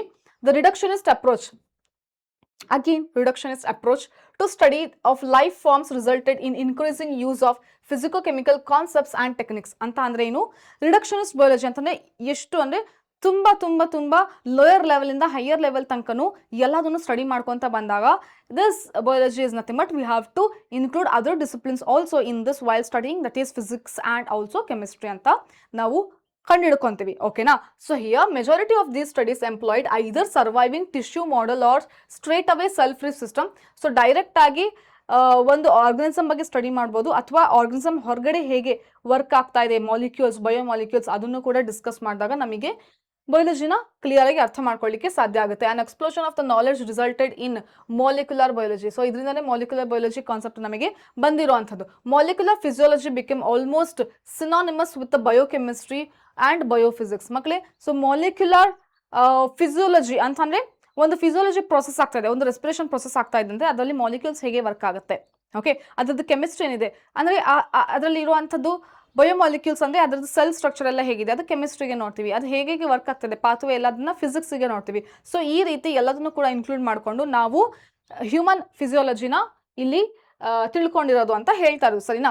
So however it is now being increasingly realized that the neither or purely organic approach nor purely reductionist molecular approach would reveal the truth about biological processes or living phenomena. ಬರೇ biology ಅಷ್ಟೇ ನೋಡ್ಕೊಂತೀವಿ, physics ಮತ್ತೆ ಕೆಮಿಸ್ಟ್ರಿನ ನಾವು ಇನ್ಕ್ಲೂಡೇ ಮಾಡೋಲ್ಲ ಅಂತ ಬರೀ ಅಷ್ಟನ್ನೇ ನೋಡ್ಕೊಂತೀವಿ ಅಂತಂದ್ರೆ ನಾವು ಇಲ್ಲಿ ತನಕ ಏನು ಕಂಡಿಡ್ತೀವಿ ಅದು ಕಂಡಿಡಿಯೋಕ್ಕೆ ಸಾಧ್ಯ ಆಗ್ತಾ ಇರಲಿಲ್ಲ ಅಂತ ಹೇಳಿರೋದು. ಓಕೆನಾ?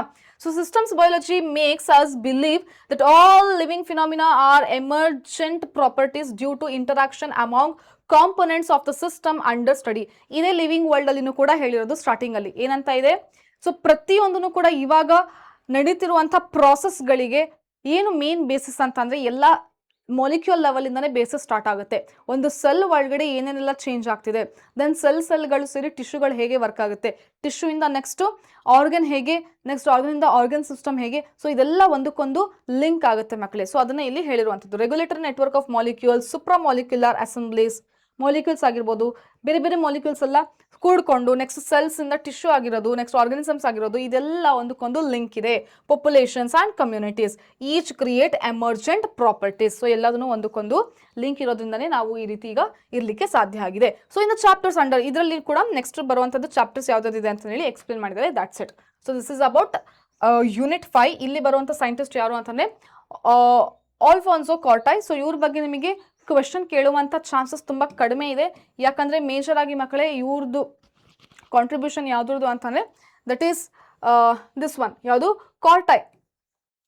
ಓಕೆ, ಸೊ ಇದು ಏನಾಗಿದೆ ಅಂದರೆ ಕಾನ್ಸೆಪ್ಟ್ ನಿಮಗೆ ರಿಮೂವ್ ಮಾಡಿದ್ದಾರೆ, ರೆಡ್ಯೂಸ್ ಮಾಡಿರುವಂಥ ಕಾನ್ಸೆಪ್ಟಲ್ಲಿ ಬರುತ್ತೆ. ಆರ್ಗನ್ ಆಫ್ ಕಾರ್ಟೈ ರೆಡ್ಯೂಸ್ ಮಾಡಿರುವಂಥ ಕಾನ್ಸೆಪ್ಟಲ್ಲಿ ಬರುತ್ತೆ. ಸೊ ಹಾಗಾಗಿ ಕೇಳುವಂಥ ಚಾನ್ಸಸ್ ಕಡಿಮೆ. ಸ್ಟಿಲ್ ತಿಳ್ಕೊಳ್ಳಿ ಏನಂತ ಹೇಳಿ. ಇಟಾಲಿಯನ್. ಸೊ ಆಲ್ಫೋನ್ಸೋ ಕಾರ್ಟೈ ಏನು ಅಂತಂದ್ರೆ ಇವರು ಇಟಾಲಿಯನ್ ಅನಾಟಮಿ ಬಗ್ಗೆ ಸ್ಟಡಿ ಮಾಡಿದ್ರು. Was born in 1822. Corti began his scientific career studying the cardiovascular system of reptiles. ಇವ್ರು ಏನು ಸ್ಟಡಿ ಮಾಡ್ತಾ ಇದ್ರು ಅಂತಂದ್ರೆ ಕಾರ್ಡಿಯೋವಾಸ್ಕ್ಯುಲರ್, ರೆಪ್ಟೈಲ್ಸ್ ಇಂದು ಕಾರ್ಡಿಯೋವಾಸ್ಕ್ಯುಲರ್ ಸಿಸ್ಟಮ್ ಬಗ್ಗೆ ಸ್ಟಡಿ ಮಾಡ್ತಾ ಇದ್ರು. Later he turned his attention to the mammalian auditory system. ಅದಾದ್ಮೇಲೆ ಮ್ಯಾಮಲ್ಸ್ ಇಂದು ಹಿಯರಿಂಗ್ ಆಡಿಟರಿ ಸಿಸ್ಟಮ್, ಕಿವಿ ಬಗ್ಗೆ ಡಿಸ್ಕಸ್ ಅಂದ್ರೆ ಸ್ಟಡಿ ಮಾಡಲಿಕ್ಕೆ ಸ್ಟಾರ್ಟ್ ಮಾಡಿದ್ರು. In 1851 he published a paper describing a structure located on the basilar membrane of the cochlea containing hair cells that convert sound vibrations into nerve impulses, the organ of corti. So organ of corti ಬಗ್ಗೆ discuss ಮಾಡಿದ್ರು, study ಮಾಡಿದ್ರು, ಅದ್ರ ಬಗ್ಗೆ article ಕೂಡ publish ಮಾಡಿದ್ರು. ಏನು ಅಂತಂದ್ರೆ that is basal membrane of the cochlea containing hair like cells. So ಕಾಕ್ಲಿಯಾದು ಮೆಂಬ್ರೇನ್ ಅಲ್ಲಿ ಏನಂದ್ರೆ ಹೇರ್ ತರ ಸ್ಟ್ರಕ್ಚರ್ಸ್ ಇರುತ್ತೆ. ಅದೇನ್ ಮಾಡುತ್ತೆ ಅಂತ ಅಂದ್ರೆ ಸಿಗ್ನಲ್ ನ ತಗೊಂಡ್ಬಿಟ್ಟು ನರ್ವ್ ಇಂಪಲ್ಸ್ಗೆ ಕಳಿಸುತ್ತೆ. ಹಿಯರಿಂಗ್ ಅದನ್ನ ಸಿಗ್ನಲ್ ತಗೊಂಡು ನರ್ವ್ ಇಂಪಲ್ಸ್ಗೆ ಕಳಿಸುತ್ತೆ. ಅವಾಗ ನಾವು ಅದಕ್ಕೆ ರೆಸ್ಪಾಂಡ್ ಮಾಡ್ತೀವಿ. ಸೊ ಅದ್ರ ಬಗ್ಗೆ ಆರ್ಗನ್ ಆಫ್ ಕಾರ್ಟೈ ಬಗ್ಗೆ ಎಕ್ಸ್ಪ್ಲೇನ್ ಮಾಡಿ, ಸ್ಟಡಿ ಮಾಡಿ ಪಬ್ಲಿಷ್ ಮಾಡಿದವರು ಯಾರು ಅಂತಂದ್ರೆ ದಟ್ ಈಸ್ ಆಲ್ಫೋನ್ಸೋ ಕಾರ್ಟೈ. ಓಕೆನಾ? So this is about this. Then next ಬರೋದು ಯಾವುದು ಅಂತಂದ್ರೆ, ಇಲ್ಲಿ ತನಕ ಫಸ್ಟ್ ಇಯರ್ ಚಾಪ್ಟರ್ಸ್ ಆಯ್ತು. ಇಲ್ಲಿಂದ ಫಸ್ಟ್ ಇಯರ್ ಯೂನಿಟ್ಸ್ ಆಯ್ತು. ಇಲ್ಲಿಂದ ಸೆಕೆಂಡ್ ಇಯರ್ ಯೂನಿಟ್ಸ್ ಯಾವುದು ಅಂದ್ರೆ that is first one is reproduction. Unit 6 is reproduction. ಇದರಲ್ಲಿ ಏನ್ ಬರುತ್ತೆ? Sexual reproduction in flowering plants, reproduction, human reproduction, then reproductive health. So ಈ 3 ಚಾಪ್ಟರ್ಸ್ ಬರುತ್ತೆ. So biology in essence is the story of life on earth. ಪ್ರತಿಯೊಂದನ್ನು ಕೂಡ ನೋಡಿ introduction ಅಲ್ಲಿ ಹೇಗೆ ಸ್ಟಾರ್ಟ್ ಆಗುತ್ತೆ ಅಂದ್ರೆ ಬಯಾಲಜಿ ಬಗ್ಗೆನೇ ಹೇಳಿರ್ತಾರೆ, ಹೌದಾ? ಸೊ ಇಲ್ಲೂ ಕೂಡ ಹಾಗೇನೆ ಹೇಳಿರೋದು. ಏನಂತಂದ್ರೆ is essence, that is essence is the story of life on earth. So biology ಅಂತಂದ್ರೆ ಏನು? ಹೇಗೆ ಅರ್ತ್ ಅಲ್ಲಿ ಲೈಫ್ ಲಿವಿಂಗ್ ಆರ್ಗನಿಸಮ್ಸ್ ಶುರುವಾಯಿತು, ಹೇಗೆಲ್ಲ ಅದ್ರದ್ದು ಅರೇಂಜ್ಮೆಂಟ್ ಇದೆ. ಓಕೆ, ಸೊ ಅದ್ರ ಬಗ್ಗೆ ಇರುವಂತದ್ದು ಇಲ್ಲಿ ಅಂತ ಹೇಳಿದ್ದಾರೆ. So while individual organisms die without fail, species continue to life through millions of years unless threatened by natural or anthropogenic extinction. ಅಂತ ಅಂದ್ರೆ ಒಂದು ಈಗ ಮನುಷ್ಯರು ಅಂತ ಇದ್ದಾರೆ ಅಂತಂದ್ರೆ ತುಂಬಾ ಪುರಾತನ ವರ್ಷದಿಂದನೂ ಕೂಡ ನಾವು ಮನುಷ್ಯರ ತರನೇ ಇಲ್ಲಿ ಕಂಟಿನ್ಯೂ ಆಗ್ತಾ ಬರ್ತಾ ಇದೀವಿ. ಹೇಗೆ ಅಂತಂದ್ರೆ because of reproduction. So unnecessary ಏನಾದರೂ ಮೇಜರ್ಲಿ ಏನಾದರೂ ಚೇಂಜಸ್ ಆಯಿತು, ಸಪೋಸ್ ಈಗ ನ್ಯಾಚುರಲ್ ಕೆಲಾಮಿಟೀಸ್ ಬಂತು, ಕಂಪ್ಲೀಟ್ ಆಗಿ ಒಂದು ಏರಿಯಾನೇ ಕೊಚ್ಕೊಂಡು ಹೋಯ್ತು. ಸೊ ಮೇ ಬಿ ಅಲ್ಲಿರುವಂಥದ್ದು ಎಲ್ಲ ಕಂಪ್ಲೀಟ್ ಪಾಪ್ಯುಲೇಷನ್ ಏನಾಗಿರ್ಬೋದು, ಹೋಗ್ಬೋದು. ಸೊ ಈ ರೀತಿ ಏನಾದರೂ ನ್ಯಾಚುರಲ್ ಕೆಲಾಮಿಟೀಸಿಂದ ಹೋದರೆ ಮಾತ್ರ ಪಾಪ್ಯುಲೇಷನ್ ಹೋಗುತ್ತೆ ಹೊರತು. ಸೊ ಯೂಶಲಿ ಹೆಂಗಾಗುತ್ತೆ ಅಂದರೆ ಜನರೇಷನ್ ಟು ಜನರೇಷನ್ ಒಂದು ಪಾಪ್ಯುಲೇಷನ್ ಕಂಟಿನ್ಯೂ ಆಗ್ತಾ ಬರುತ್ತೆ. ಆನೆ ನೋಡಿ ಜನರೇಷನ್ ಟು ಜನರೇಷನ್ ಹೇಗೆ ಪಾಪ್ಯುಲೇಷನ್ ಕಂಟಿನ್ಯೂ ಆಗ್ತಾ ಬಂದಿದೆ, ಇರುವೆ ಕಂಟಿನ್ಯೂ ಆಗ್ತಾ ಬಂದಿದೆ. ಸೊ ಹೀಗೆ ಏನಾಗುತ್ತೆ ಅಂದರೆ ನ್ಯಾಚುರಲ್ ಕೆಲಾಮಿಟೀಸಿಂದ ಮಾತ್ರ, ಎಕ್ಸೆಪ್ಟ್ ಅದೇನಾದರೂ ಆಗಿಲ್ಲ ಅಂತ ಅಂದರೆ ಎಲ್ಲ ಆರ್ಗನಿಸಮ್ಸ್ನು ಕೂಡ ಜನರೇಷನ್ ಟು ಜನರೇಷನ್ ಮಿಲಿಯನ್ ವರ್ಷಗಳ ಗಟ್ಟಲೆ ಏನಾಗುತ್ತೆ ಕಂಟಿನ್ಯೂ ಆಗ್ತಾ ಬರುತ್ತೆ. ಈಗ ಡೈನೋಸಾರ್ ಯಾಕಿಲ್ಲ ಅಂತಂದ್ರೆ ಅವಾಗ ಆಗಿರುವಂಥ ನ್ಯಾಚುರಲ್ ಕೆಲಾಮಿಟೀಸ್ ಇಂದ ಡೈನೋಸಾರ್ ಎಲ್ಲ ಏನಾಗಿದೆ, ಕಂಪ್ಲೀಟ್ ಆಗಿ ಎಕ್ಸ್ಟಿಂಕ್ಟ್ ಆಗಿ ಹೋಗ್ಬಿಟ್ಟಿದೆ. ಸೊ ಅದೇ ರೀತಿ ಏನಾದರೂ ನ್ಯಾಚುರಲ್ ಕೆಲಾಮಿಟೀಸ್ ಆದರೆ ಮಾತ್ರ, ಅಥವಾ ನಮ್ಮ ಹ್ಯೂಮನ್ ಆಕ್ಷನ್ಸ್ ಇಂದ ಪೊಲ್ಯೂಷನ್ ಆಗಿರ್ಬೋದು, ನಾವು ತುಂಬ ಏನು ನೇಚರ್ನ ಹಾಳು ಮಾಡುವಂಥ ಕೆಲಸ ಮಾಡ್ತಾ ಇರ್ತೀವಿ. ಸೊ ಅದರಿಂದನೂ ಕೂಡ ಏನಾಗುತ್ತೆ ಆರ್ಗನಿಸಮ್ಸ್ ಎಕ್ಸ್ಟಿಂಕ್ಟ್ ಆಗಿ ಹೋಗ್ತಾ ಇರುತ್ತೆ. ಬಿಟ್ರೆ ನ್ಯಾಚುರಲ್ ಆಗಿ ಏನಾಗುತ್ತೆ ಮಿಲಿಯನ್ ವರ್ಷಗಟ್ಟಲೆ ಏನಾಗುತ್ತೆ ಎಲ್ಲ ಆರ್ಗನಿಸಮ್ಸು ಈ ಭೂಮಿ ಮೇಲೆ ಇರುತ್ತೆ ಅಂತ ಹೇಳಿದ್ದಾರೆ. ಓಕೆನಾ? So reproduction becomes a vital process without which species cannot survive for long. So reproduction ಇಲ್ಲ ಅಂತಂದ್ರೆ ಯಾವ ಆರ್ಗನಿಸಮ್ಸ್ ಕೂಡ ಜನರೇಷನ್ ಟು ಜನರೇಷನ್ ಕಂಟಿನ್ಯೂ ಮಾಡಲಿಕ್ಕೆ ಸಾಧ್ಯ ಇಲ್ಲ. Each individual leaves its progeny by asexual or sexual means. ಪ್ರತಿಯೊಂದು ಆರ್ಗನಿಸಮ್ ಕೂಡ next generation continue ಮಾಡಬೇಕು ಅಂತಂದ್ರೆ ಐದರ್ ಎಸೆಕ್ಷುವಲ್ ಮೆಥಡ್ ತಗೊಂಡಿರುತ್ತೆ ಅಥವಾ ಸೆಕ್ಷುವಲ್ ಮೆಥಡ್ನ ತಗೊಂಡು ರಿಪ್ರೊಡ್ಯೂಸ್ನ ಮಾಡುತ್ತೆ ಅಂತ ಹೇಳಿದ್ದಾರೆ. Sexual mode of reproduction enables creation of new variants so that survival advantage is enhanced. ಅಂತ ಅಂದ್ರೆ ಸೆಕ್ಷುವಲ್ ಪ್ರೊಸೆಸ್ ಇಂದ ಏನಾಗುತ್ತೆ ಅಂದ್ರೆ ಹೊಸ ವೇರಿಯೇಷನ್ಸ್ ಬರುತ್ತೆ ಡ್ಯೂ ಟು ಮಿಯೋಸಿಸ್ ಅಂತ ಗೊತ್ತು ನಿಮಗೆ. ಸೊ ಅದರಿಂದ ಸರ್ವೈವಲ್ ಅಡಾಪ್ಟಬಿಲಿಟಿ ಅಥವಾ ಸರ್ವೈವಲ್ ಪರ್ಸೆಂಟೇಜ್ ಏನಾಗುತ್ತೆ ಜಾಸ್ತಿ ಆಗುತ್ತೆ. ಸೊ ನಮಗೆ ಜಾಸ್ತಿ ಚಾನ್ಸಸ್ ಇದೆ ಬದುಕಲಿಕ್ಕೆ ಈ ಭೂಮಿ ಮೇಲೆ when compare to asexual method ಇಂದ ಪ್ರೊಡ್ಯೂಸ್ ಆಗಿರುವಂಥ ಆನಿಮಲ್ಸ್ಗೆ. Okay, so this unit examines general principles underlying reproductive processes. So ಈ ಚಾಪ್ಟರ್ ಅಲ್ಲಿನೂ ಕೂಡ ಯೂನಿಟ್ಸ್ ಅಲ್ಲಿನೂ ಕೂಡ ಅದೇ ಇದೆ ಅಂತ ಕೂಡ ಎಕ್ಸ್ಪ್ಲೇನ್ ಮಾಡಿದ್ದಾರೆ. ಓಕೆನಾ? C perspective human reproductive health and other reproductive health ಅಂದರೆ ಸೊ ಕಂಪ್ಲೀಟ್ ಆಗಿ ಈ ಯೂನಿಟ್ ಅಲ್ಲಿ ನೆಕ್ಸ್ಟ್ 3 ಚಾಪ್ಟರ್ಸ್ ಏನಿದೆ ಅಂತ ಹೇಳಿ ಇಲ್ಲಿ ಹೇಳಿರುವಂಥದ್ದು. That's it. Okay, so this is about reproduction unit. Next ಏನು ಅಂತಂದರೆ ಸೈಂಟಿಸ್ಟ್ ಯಾರು ಅಂದರೆ ಅಗೇನ್ ನಮ್ಮ Indian famous scientist Panchnan Maheshwari 1904 to 1966. Okay, so born in November 1904 in Jaipur, Rajasthan, Panchnan Maheshwari rose to become one of the most distinguished botanist not only of India but of the entire world. ಇವರು ಇಂಡಿಯಾದಲ್ಲಿ ಅಷ್ಟೇ work ಮಾಡಿ famous ಆಗಿಲ್ಲ, ಇಡೀ ವರ್ಲ್ಡ್ಗೆನೆ ಗೊತ್ತು ಇವರ contribution ಏನೇನಿದೆ botany ಫೀಲ್ಡಲ್ಲಿ ಅಂತ. Okay, so C he moved to Allahabad for higher education where obtained DSc during his college days. ಅಂತ ಅಂದರೆ ಹೈದರಾಬಾದಲ್ಲಿ ಹೋಗ್ಬಿಟ್ಟು ಇವರು PhD ಮಾಡಿದ್ಮೇಲೆ ಇನ್ನೊಂದು ನೆಕ್ಸ್ಟ್ ಇರುತ್ತೆ ಯಾವುದು ಅಂದರೆ ಅದಕ್ಕಿಂತ ಹೈಯರ್ ಲೆವೆಲ್ ಯಾವುದು ಅಂದರೆ ಡಾಕ್ಟರ್ ಆಫ್ ಸೈನ್ಸ್ ಅಂತಂದೇಳಿ. ಓಕೆನಾ? ಸೊ ಅದನ್ನು ಕೂಡ ಮುಗಿಸಿದ್ರು ಇಲ್ಲಿ. So he was inspired by doctor W. Dudgeon an American missionary teacher. So ಇಲ್ಲಿ ಅಲ್ಲಿ ಓದ್ಬೇಕಾದ್ರೆ ಅವರ ಟೀಚರಿಂದ ಇವರು ಇನ್ಫ್ಲೂಯೆನ್ಸ್ ಆಗಿದ್ರು to develop interest in botany. So ಅದರಿಂದನೇ ಇವರಿಗೆ ಬಾಟ್ನಿಯಲ್ಲಿ ಇಂಟ್ರೆಸ್ಟ್ ಬಂದಿದ್ದು. ಆ್ಯಂಡ್ ಎಸ್ಪೆಷಲಿ ಮಾರ್ಫಾಲಜಿ, ಅದರಲ್ಲೂ ಕೂಡ ಮಾರ್ಫಾಲಜಿ ಬಗ್ಗೆ ತುಂಬ ಇಂಟ್ರೆಸ್ಟ್ ಬಂದಿದ್ದು ಯಾರಿಂದ ಅಂದರೆ ಅವರ ಟೀಚರಿಂದ. ಓಕೆನಾ. ಸೊ ಅವರ ಪ್ರೊಫೆಸರಿಂದ. His teacher once expressed that if his student progresses ahead of him, it will give him a great satisfaction. ಅವ್ರ ಟೀಚರ್ ಒಂದ್ಸರಿ ಏನಂತ ಹೇಳ್ತಾರೆ, ನೀನು ನನಗಿಂತ ಯಾವಾಗ ಮುಂದೋಗ್ತೀಯ ಅಲ್ಲಿಗೆ ನನಗೆ ತುಂಬ ಸ್ಯಾಟಿಸ್ಫ್ಯಾಕ್ಷನ್ ಸಿಗುತ್ತೆ. ಅಂದರೆ ನೀನು ನಿನ್ನ ಫೀಲ್ಡಲ್ಲಿ ಎಷ್ಟು ಮುಂದುವರಿಬೇಕು ಅಂತ ಅಂದರೆ ನನ್ನನ್ನೇ ಮೀರಿಸಬೇಕು ನೀನು ಅಂತೇಳಿ ಟೀಚರ್ ಹೇಳಿದರು. ಸೊ ಅದರಿಂದ ಆ ವರ್ಡ್ಸ್ನ ತುಂಬ ಇನ್ಸ್ಪೈರ್ ಆಗಿಬಿಟ್ಟು ಅವರೂ ಕೂಡ ಅದೇ ದಾರಿಯಲ್ಲಿ ಹೋಗ್ತಾರೆ. ಓಕೆನಾ. So these words encouraged Panchanan to enquire what he could do for his teacher in return. So ಹಾಗಾಗಿ ಅವ್ರ ಟೀಚರ್ಗೆ ಕೊಡಬೇಕಾಗಿರುವಂಥ ಏನು ಗಿಫ್ಟ್ ಅನ್ನುವಂಥದ್ದು, ರಿವಾರ್ಡ್ ಅನ್ನುವಂಥದ್ದು ಏನು ಕೊಟ್ಟಿದ್ದಾರೆ ಅಂತಂದರೆ ಅವರು ಅವ್ರ ಫೀಲ್ಡಲ್ಲಿ ಅವರ ಹೆಸರನ್ನ ಮೀರಿಸಿ ಇವರು ವರ್ಕ್ ಮಾಡಿದ್ದಾರೆ ಅಂತ ಅರ್ಥ. ಓಕೆನಾ.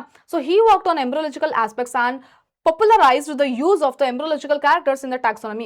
ಸೊ ಅಂದರೆ ಮಕ್ಕಳೇ ಟ್ಯಾಕ್ಸಾನಮಿಯಲ್ಲಿ ಎಲ್ಲ ಥರ ಕ್ಯಾರೆಕ್ಟರ್ಸ್ನು ಕೂಡ ಇನ್ಕ್ಲೂಡ್ ಮಾಡಬೇಕು. ಸೊ ಬರೀ ಮಾರ್ಫಾಲಜಿನ ನೋಡಿಬಿಟ್ಟು ಪ್ಲಾಂಟ್ಸ್ನ ಕ್ಲಾಸಿಫೈ ಮಾಡೋದಲ್ಲ, ಅನಾಟಮಿ ನೋಡಿಬಿಟ್ಟು ಪ್ಲಾಂಟ್ಸ್ನ ಕ್ಲಾಸಿಫೈ ಮಾಡೋದಲ್ಲ, ಎಂಬ್ರಿಯಾಲಜಿಕಲ್ ಆಸ್ಪೆಕ್ಟ್ಸ್ನೂ ಕೂಡ ಪ್ಲಾಂಟ್ಸ್ನ ನಾವು ಕ್ಲಾಸಿಫೈ ಮಾಡಬೇಕು ಅಂತ ಹೇಳಿ ಇನ್ಕ್ಲೂಡ್ ಮಾಡಿದವರು ಇವರು ಫಸ್ಟ್ ಟೈಮ್. ಓಕೆನಾ. So he establish the department of botany university of Delhi as an important centre of research in embryology. So ಎಂಬ್ರಿಯಾಲಜಿಯಲ್ಲಿ ಕಂಪ್ಲೀಟ್ ಆಗಿ ರಿಸರ್ಚ್ ಮಾಡಬೇಕು, ಅದ್ರದ್ದು ಟಿಶ್ಯೂ ಕಲ್ಚರ್ನ ಬಗ್ಗೆ ಕಂಪ್ಲೀಟ್ ಆಗಿ ರಿಸರ್ಚ್ ಮಾಡಬೇಕು ಅಂತ ಹೇಳಿ ಒಂದು ಹೊಸ ಏನ್ ಮಾಡಿದ್ರು ಡಿಪಾರ್ಟ್ಮೆಂಟ್ನೇ ಓಪನ್ ಮಾಡಿದ್ರು ಎಲ್ಲಿ, ಡೆಲ್ಲಿ ಯೂನಿವರ್ಸಿಟಿಯಲ್ಲಿ. ಓಕೆನಾ. ಸೊ ಇವಾಗಲೂ ಕೂಡ ಅವ್ರ ಹೆಸರಲ್ಲೇ ಅದು ಇದೆ ಅಲ್ಲಿ. ಓಕೆನಾ. C he also emphasis the need for initiation of work on artificial culture of immature embryos. ಮಕ್ಕಳಿಗೆ ಇವ್ರದ್ದು ಕಾಂಟ್ರಿಬ್ಯೂಷನ್ ತುಂಬ ಇದೆ. ಸೊ ಫಸ್ಟ್ ಒಂದೊಂದೇ ನೆನಪು ಮಾಡ್ಕೊಳ್ಳಿ. ಏನಂತ ಅಂದರೆ ಟ್ಯಾಕ್ಸೋನಮಿಯಲ್ಲಿ ಎಂಬ್ರಿಯಾಲಜಿ ಬಗ್ಗೆ ಸ್ಟಡಿ ಮಾಡಬೇಕು ಅಂತ ಹೇಳಿದ್ದು. ದೆನ್ ಫಸ್ಟ್ ಯಾವುದು ರಿಸರ್ಚ್ ಇನ್ಸ್ಟಿಟ್ಯೂಟ್ ಓಪನ್ ಮಾಡಿದ್ರು ಎಲ್ಲಿ ಅಂತಂದರೆ ಡೆಲ್ಲಿಯಲ್ಲಿ. ಓಕೆ. ಬಾಟ್ನಿದು ರಿಸರ್ಚ್ ಇನ್ಸ್ಟಿಟ್ಯೂಟ್ ಯಾವುದ್ರ ಬಗ್ಗೆ ಸ್ಟಡಿ ಮಾಡಲಿಕ್ಕೆ, ಎಂಬ್ರಿಯಾಲಜಿ ಮತ್ತು ಟಿಶ್ಯೂ ಕಲ್ಚರ್ ಬಗ್ಗೆ ಸ್ಟಡಿ ಮಾಡಲಿಕ್ಕೆ. ದೆನ್ ನೆಕ್ಸ್ಟ್ ಏನು ಮಾಡಿದ್ರು ಅಂದರೆ ಇನಿಸಿಯೇಷನ್ ಆಫ್ ದ ವರ್ಕ್ ಏನು ಅಂದರೆ artificial culture of immature embryos. ಮಕ್ಕಳಿಗೆ ಪ್ಲಾಂಟ್ಸಲ್ಲಿ ಸೀಡ್ಸಲ್ಲಿ ಇಮ್ಮೆಚ್ಯೂರ್ ಎಂಬ್ರಿಯೋ ಇದ್ದರೆ ಅದು ಸರಿಯಾಗಿ ಡೆವಲಪ್ ಆಗಲ್ಲ ಸೀಡ್. ಸೊ ಅದ್ರ ಬಗ್ಗೆ ಡೀಟೇಲ್ ಆಗಿ ಸ್ಟಡಿ ಮಾಡಿದ್ದು ಯಾರು ಅಂದರೆ ಇವರು. So these days tissue culture has become a landmark in science. ನಿಮಗೆ ಗೊತ್ತಿದೆ ಟಿಶ್ಯೂ ಕಲ್ಚರ್ ಅನ್ನೋದು ಒಂದು ಅಡ್ವಾನ್ಸ್ ಸೈನ್ಸ್ ಫೀಲ್ಡ್ ಆಗಿದೆ. ಸೊ ಹೇಗೆ ಒಂದು ಸಿಂಪಲ್ ಪ್ಲಾಂಟಿನ ಟಿಶ್ಯೂ ತಗೊಂಡು ಸೆಲ್ ತಗೊಂಡು ಒಂದು ಹೊಸ ಪ್ಲಾಂಟ್ನೇ ಪ್ರೊಡ್ಯೂಸ್ ಮಾಡ್ತಾರೆ with the help of totipotency character ಅಂತ. ಸೊ ಅದನ್ನ ಬೇಸಿಸ್ ಮಾಡಿದ್ದು ಯಾರು ಅಂದರೆ ನಮ್ಮ ಮಹೇಶ್ವರಿ ಅವರು. Okay. So his work on the test tube fertilisation and intra ovarian pollination one the worldwide acclaim. ಇವರು ಏನು ಮಾಡಿದ್ರು ಅಂತಂದರೆ ಟೆಸ್ಟ್ ಟ್ಯೂಬಲ್ಲೇ ಒಂದು ಪ್ಲಾಂಟ್ನ ಬೆಳೆಸ್ಬೋದು ಅನ್ನುವಂಥ ಕಾನ್ಸೆಪ್ಟ್ನ ತೊಗೊಂಡು ಬಂದರು. ದೆನ್ ಪ್ಲಾಂಟ್ಸಲ್ಲಿ ನಾರ್ಮಲ್ ಆಗಿ ಪಾಲಿನೇಷನಿಂದ ಆಗುವಂಥ ಮೆಥಡ್ನ ತಪ್ಪಿಸ್ಬಿಟ್ಟು ಡೈರೆಕ್ಟಾಗಿ ನಾವು ಪೋಲನ್ ಗ್ರೇನ್ನ ಓವರಿ ಒಳಗಡೆ ಇರುವಂಥ ಎಗ್ಗಿಗೆ ಇಂಜೆಕ್ಟ್ ಮಾಡಿದರೆ ಡೈರೆಕ್ಟಾಗಿ ಏನಾಗುತ್ತೆ ಅಲ್ಲಿ ಪಾಲಿನೇಷನ್ ಫರ್ಟಿಲೈಸೇಷನ್ ಪ್ರೊಸೆಸ್ ಆಗುತ್ತೆ ಅನ್ನುವಂಥ ಕಾನ್ಸೆಪ್ಟನ್ನು ಕೂಡ ಇವರು ತೊಗೊಂಡು ಬಂದು ಪ್ರೂಫ್ ಮಾಡಿ ತೋರಿಸಿದ್ರು. ಲೈಕ್ ನಾರ್ಮಲ್ ಪ್ರೊಸೆಸ್ಸಿಗೆ ಏನಾಗಬೇಕು ಅಂದರೆ ಪಾಲಿನೇಷನ್ ಆಗಬೇಕು, ಅಲ್ಲಿ ವೇಟ್ ಮಾಡಬೇಕು, ಪಾಲಿನೇಟರ್ಸ್ ಬಂದುಬಿಟ್ಟು ಆಮೇಲೆ ಪೋಲನ್ ಗ್ರೇನ್ ಬೀಳಬೇಕು, ಸ್ಟಿಗ್ಮಾ ಅಕ್ಸೆಪ್ಟ್ ಮಾಡ್ಕೋಬೇಕು, ರಿಜೆಕ್ಟ್ ಮಾಡ್ಕೊಳ್ಳುತ್ತೆ. ಸೊ ಇದೆಲ್ಲ ಕೆಲಸ ಇರುತ್ತೆ. ಅದಾದಮೇಲೆ ಪೋಲನ್ ಟ್ಯೂಬ್ ನಿಧಾನಕ್ಕೆ ಗ್ರೋ ಆಗ್ತಾ ಬರುತ್ತೆ. ಈ ಎಲ್ಲ ಕೆಲಸನೂ ಕೂಡ ಈ ಎಲ್ಲ ಟೈಮ್ನು ಕೂಡ ತಪ್ಪಿಸ್ಬಿಟ್ಟು ಡೈರೆಕ್ಟಾಗಿ ನಾವೇನು ಮಾಡ್ಬೋದು, ಪೋಲನ್ ಗ್ರೇನ್ಸ್ನ ಬೇರೆ ಪ್ಲಾಂಟಿಂದ ತೊಗೊಂಡು ಬಂದು ಡೈರೆಕ್ಟ್ ಓವರಿ ಒಳಗಡೆ ಇಂಜೆಕ್ಟ್ ಮಾಡ್ಬೋದು ಅನ್ನೋಂಥ ಕಾನ್ಸೆಪ್ಟ್ನ ತೊಗೊಂಡು ಬಂದವರು ಇವರು. ಓಕೆನಾ. So he was honoured. ಇವರಿಗೆ ಏನೇನೆಲ್ಲ ಅವಾರ್ಡ್ಸ್ ಬಂದಿದೆ ನೋಡಿ. Fellowship of the royal society of London FRS. Okay. So royal society of London ಇದರಿಂದ ಅವರಿಗೆ ಫೆಲೋಶಿಪ್ ತೊಗೊಂಡಿದ್ದಾರೆ. ಓಕೆ. ಸೊ ಫೆಲೋಶಿಪ್ ಅಂದರೆ ಅಲ್ಲಿ ಅವರಿಗೆ ಹಾನರ್ ಮಾಡ್ತಾರೆ. ಆ ಲಂಡನ್ ಯೂನಿವರ್ಸಿಟಿ ಅವ್ರು ಕರೆದ್ಬಿಟ್ಟು ಅವರಿಗೆ ಹಾನರ್ ಮಾಡ್ತಾರೆ. ತುಂಬ ಇಂಪಾರ್ಟೆಂಟ್ ವ್ಯಕ್ತಿ ಇವರು, ಇಂಪಾರ್ಟೆಂಟ್ ಸೈಂಟಿಸ್ಟ್ ಅನ್ನೋ ಒಂಥರ. Okay. So Indian national science academy and several other institutions of excellence. So ಇವರೂ ಕೂಡ ಕರೆಸ್ಬಿಟ್ಟು ಅವರಿಗೆ ಸನ್ಮಾನ ಮಾಡ್ತಾರೆ. Okay. Then he encouraged general education and made a significant contribution to school education by his leadership in bringing out the very first biology. ಅಂದರೆ ನಮಗೆ ಇಲ್ಲಿ NCERT text book starting 1964 start ಆದಾಗ ಸೊ ಇವರೂ ಕೂಡ ಅದಕ್ಕೆ ಬೇಸಿಸ್ ಆಗಿದ್ರು. ಅಂದರೆ ಏನೇನೆಲ್ಲ ಚಾಪ್ಟರ್ಸ್ ಇನ್ಕ್ಲೂಡ್ ಆಗಬೇಕು, ಏನೇನೆಲ್ಲ ಇರಬೇಕು ಅಂತ ಡಿಸೈನ್ ಮಾಡಿ ವರ್ಕ್ ಮಾಡಿದವರು, ಟೆಕ್ಸ್ಟ್ ಬುಕ್ ವರ್ಕ್ ಮಾಡಿದವರು ಯಾರು ಅಂದರೆ ನಮ್ಮ ಮಹೇಶ್ವರಿ. ಓಕೆನಾ. ಸೊ ಇವ್ರದ್ದು ಕಾಂಟ್ರಿಬ್ಯೂಷನ್ ಇದಿಷ್ಟು ಇದೆ ಮಕ್ಕಳೇ. ನಾನು ಮೇಜರಾಗಿ ಹೇಳಿರುವಂಥದ್ದು ಇದೆಲ್ಲ ಏನೇನು ಪಾಯಿಂಟರ್ಸ್ ಮಾಡಿದ್ದೀನಲ್ಲ, so these are very very important. Okay. So next will be unit 7 genetics and evolution. ಇದರಲ್ಲಿ ಏನಂತ ಹೇಳಿದರೆ the work of the Mendel and others who followed him gave us an idea of inheritance. ಓಕೆನಾ. So ಇಲ್ಲಿ inheritance ಆಗಿದೆ. Okay. So this will be inheritance. Okay. So inheritance patterns. However, the nature of those factors which determine, so this is determine, so determine the phenotype was not very clear. Starting ಈಗೇನೆ Mendel ಮತ್ತೆ ಅವ್ರ ಜೊತೆಗಿದ್ದವರು ಕೆಲವೊಬ್ರು ಏನಂತ ಹೇಳಿದ್ರು ಅಂದ್ರೆ factors ಇಂದ ಏನಾಗುತ್ತೆ ಎಲ್ಲ ಪ್ಯಾಟರ್ನ್ ಕೂಡ ಡಿಟರ್ಮೈನ್ ಆಗುತ್ತೆ, ಎಲ್ಲ ಕ್ಯಾರೆಕ್ಟರ್ನು ಕೂಡ ಡಿಟರ್ಮೈನ್ ಆಗುತ್ತೆ ಅಂತ, ಬಟ್ ಅದ್ರದ್ದು ಆಕ್ಚುಲ್ ಆಗಿ ಪ್ರೂಫ್ ಸಿಕ್ಕಿರಲಿಲ್ಲ. ಓಕೆನಾ?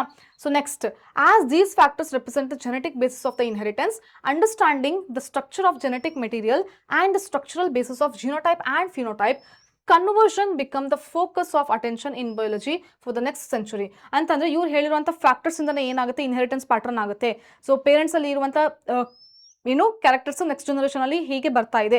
ಸೊ 2 ಪೇರ್ಸ್ ಅಲ್ಲಿ ಇರುವಂಥದ್ದು ಒಂದು ಕ್ಯಾರೆಕ್ಟರ್ ಆಗಿ ಒಂದು ಕ್ಯಾರೆಕ್ಟರಿಗೆ ಒಂದು ಪೇರ್ ಇರುತ್ತೆ, ಅಲ್ಲಿ 2 ಕ್ರೋಮೋಸೋಮ್ಸ್ ಇರುತ್ತೆ, ಅದರಲ್ಲಿ ಒಂದೇ ಮಾತ್ರ ಗ್ಯಾಮೆಟ್ ಅಲ್ಲಿ ಹೋಗುತ್ತೆ. ಅದು ನೆಕ್ಸ್ಟ್ ಜನರೇಷನ್ಗೆ ಹೋಗಬೇಕಾದ್ರೆ ಮತ್ತೆ 2 ಕೂಡ ಕಂಬೈನ್ ಆಗುತ್ತೆ. ಒಂದು ಫಾದರ್ ಇಂದ ಒಂದು ಮದರ್ ಇಂದ ಬಂದಿರುವಂಥದ್ದು, ಮೇಲ್ ಮತ್ತೆ ಫಿಮೇಲ್ ಇಂದ ಬಂದಿರುವಂಥದ್ದು ಏನಾಗುತ್ತೆ, ಕಂಬೈನ್ ಆಗಿ ಒಂದು ಹೊಸ ಕ್ಯಾರೆಕ್ಟರ್ ಬರುತ್ತೆ ಅನ್ನುವಂಥ ಇದೆಲ್ಲ ಕಾನ್ಸೆಪ್ಟ್ಸ್ ಏನೇನು ಹೇಳಿದ್ರಲ್ಲ, ಇದನ್ನ ತಿಳ್ಕೊಳ್ಳಿಕ್ಕೆ ಮತ್ತೆ ಅವರಿಗೆ ಮತ್ತೊಂದು ಸೆಂಚುರಿನೇ ಬೇಕಾಯಿತು. ಓಕೆನಾ?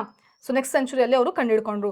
The entire body of the molecular biology was a consequent development with major contribution from Watson, Crick, Nirenberg, Kornbergs. ಅಂತ ಅಂದರೆ ನಮ್ಮ ಕಂಪ್ಲೀಟ್ ಇವಾಗ ನಾವು ತಿಳ್ಕೊಂಡಿರುವಂತಹ ಸೆಲ್ ಸ್ಟ್ರಕ್ಚರ್ಸ್ ಅಲ್ಲಿ ಏನೇನೆಲ್ಲ ಸ್ಟಡಿ ಮಾಡ್ತಾ ಇದೀವಲ್ಲ, ಪ್ರೋಟೀನ್ ಹೇಗೆ ಫಾರ್ಮೇಷನ್ ಆಯಿತು, ಇದರಲ್ಲಿ ಅಮೈನೋ ಆಸಿಡ್ಸ್ ಎಲ್ಲ ಹೇಗೆ ಅರೇಂಜ್ ಆಗಿದೆ, ದೆನ್ ಸೆಲ್ಲಲ್ಲಿ ರೆಪ್ಲಿಕೇಶನ್ ಹೇಗಾಯಿತು, ಓಕೆ, ಅದಾದ್ಮೇಲೆ ಟ್ರಾನ್ಸ್ಕ್ರಿಪ್ಷನ್ ಹೇಗಾಯಿತು, ಟ್ರಾನ್ಸ್ಲೇಷನ್ ಹೇಗಾಯಿತು, ಇದನ್ನೆಲ್ಲದನ್ನು ನಮಗೆ ಹೇಗೆ ಅರ್ಥ ಆಯಿತು ಅಂದರೆ ಈ ಎಲ್ಲ ಸೈಂಟಿಸ್ಟ್ನ ಕಾಂಟ್ರಿಬ್ಯೂಷನ್ ಬಗ್ಗೆ. ಸೊ ಫಸ್ಟ್ DNA ಬಗ್ಗೆ ತಿಳ್ಕೊಂಡ್ವಿ, ಅದಾದಮೇಲೆ ಅದರಿಂದ RNA ಹೆಂಗಾಗುತ್ತೆ, ನೆಕ್ಸ್ಟ್ ಅದರಿಂದ ಪ್ರೋಟೀನ್ ಹೆಂಗಾಗುತ್ತೆ, ಸೊ ಇದೆಲ್ಲದನ್ನು ಕೂಡ ನಾವು ಇವರಿಂದ ತಿಳ್ಕೊಂಡ್ವಿ ಅಂತ ಹೇಳಿದ್ದಾರೆ. Awareness in the areas of molecular genetics, structural biology and bio informatics have enriched hour understanding of the molecular basis of evolution. So ಇದೆಲ್ಲ ಫೀಲ್ಡಲ್ಲಿನೂ ಕೂಡ ನಮಗೆ ಅರ್ಥ ಆಗ್ತಾ ಬಂದಾಗ ನೆಕ್ಸ್ಟ್ ನಮಗೆ ಮಾಲಿಕ್ಯುಲರ್ ಬೇಸಿಸ್ ಆಫ್ ಎವಲ್ಯೂಷನ್ ಅಂದರೆ ಎವಲ್ಯೂಷನ್ ಆ ಪ್ರೊಸೆಸ್ ಅಲ್ಲಿ ಹೇಗೆ ಮಾಲಿಕ್ಯೂಲ್ಸ್ನು ಕೂಡ ನಾವು ಇನ್ಕ್ಲೂಡ್ ಮಾಡಿಕೊಂಡು ಹೇಳ್ತೀವಿ ಅನ್ನೋದು ನಮಗೆ ಗೊತ್ತಾಗಿದೆ. ಸೊ ಇನ್ ದಿಸ್ ಯೂನಿಟ್ ಇದರಲ್ಲೂ ಕೂಡ ನಾವು ಯಾವುದಾದ್ರು ಪ್ರಿನ್ಸಿಪಲ್ಸ್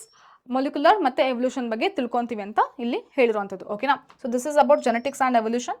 ದೆನ್ ಇಲ್ಲಿ ಬರುವಂಥ ಸೈಂಟಿಸ್ಟ್ ಯಾರು ಅಂದರೆ ನಿಮಗೆ ಗೊತ್ತಿರೋರೆ. ಸೊ ಯಾರು ಇವರು ಇಬ್ಬರು ಅಂದರೆ ಜೇಮ್ಸ್ ವಾಟ್ಸನ್ ಆ್ಯಂಡ್ ಫ್ರಾನ್ಸಿಸ್ ಕ್ರಿಕ್, ಇವರಿಬ್ಬರು ಸೈಂಟಿಸ್ಟ್ ಬಗ್ಗೆ ಕೊಟ್ಟಿದ್ದಾರೆ ಇಲ್ಲಿ. ಸೊ ಫಸ್ಟ್ ಯಾರು ಅಂದರೆ ವ್ಯಾಟ್ಸನ್ ಬಗ್ಗೆ ಕೊಟ್ಟಿರುವಂಥದ್ದು. ಸೊ ಶಿಕಾಗೋದಲ್ಲಿ 6 ಏಪ್ರಿಲ್ 1928 ಅಲ್ಲಿ ಹುಟ್ಟಿರುವಂಥವ್ರು.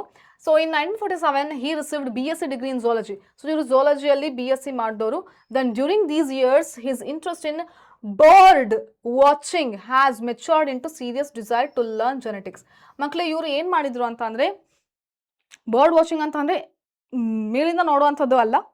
ಸೊ ಬರ್ಡ್ ಪ್ಯಾಟ್ರನ್ ಹೇಗಿದೆ, ಸೊ ಅದು ಹೇಗೆ ಬಿಹೇವಿಯರ್ ಪ್ಯಾಟ್ರನ್ಸ್ ಇದೆ, ಅದ್ರ ಬಗ್ಗೆ ಡೀಟೇಲ್ ಆಗಿ ಸ್ಟಡಿ ಮಾಡಿದಾಗ ಇವರಿಗೆ ಜೆನೆಟಿಕ್ಸ್ ಬಗ್ಗೆ ಸ್ಟಡಿ ಮಾಡಬೇಕು ಅಂತ ಆಸೆ ಉಟ್ಕೊಂತು. ಓಕೆನಾ?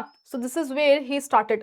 This became possible when he received fellowship for graduate study in zoology at Indiana university. So ಇವರಿಗೆ ಒಂದು ಫೆಲೋಶಿಪ್ನು ಕೂಡ ಸಿಕ್ತು ಇಂಡಿಯಾನಾ ಯೂನಿವರ್ಸಿಟಿಯಲ್ಲಿ ಝೂಲಜಿ ಬಗ್ಗೆ ಸ್ಟಡಿ ಮಾಡಲಿಕ್ಕೆ. ಸೊ ಅವಾಗ ಇನ್ನೂ ಕೂಡ ಜಾಸ್ತಿ ವರ್ಕ್ ಮಾಡಲಿಕ್ಕೆ ಸ್ಟಾರ್ಟ್ ಮಾಡಿದ್ರು.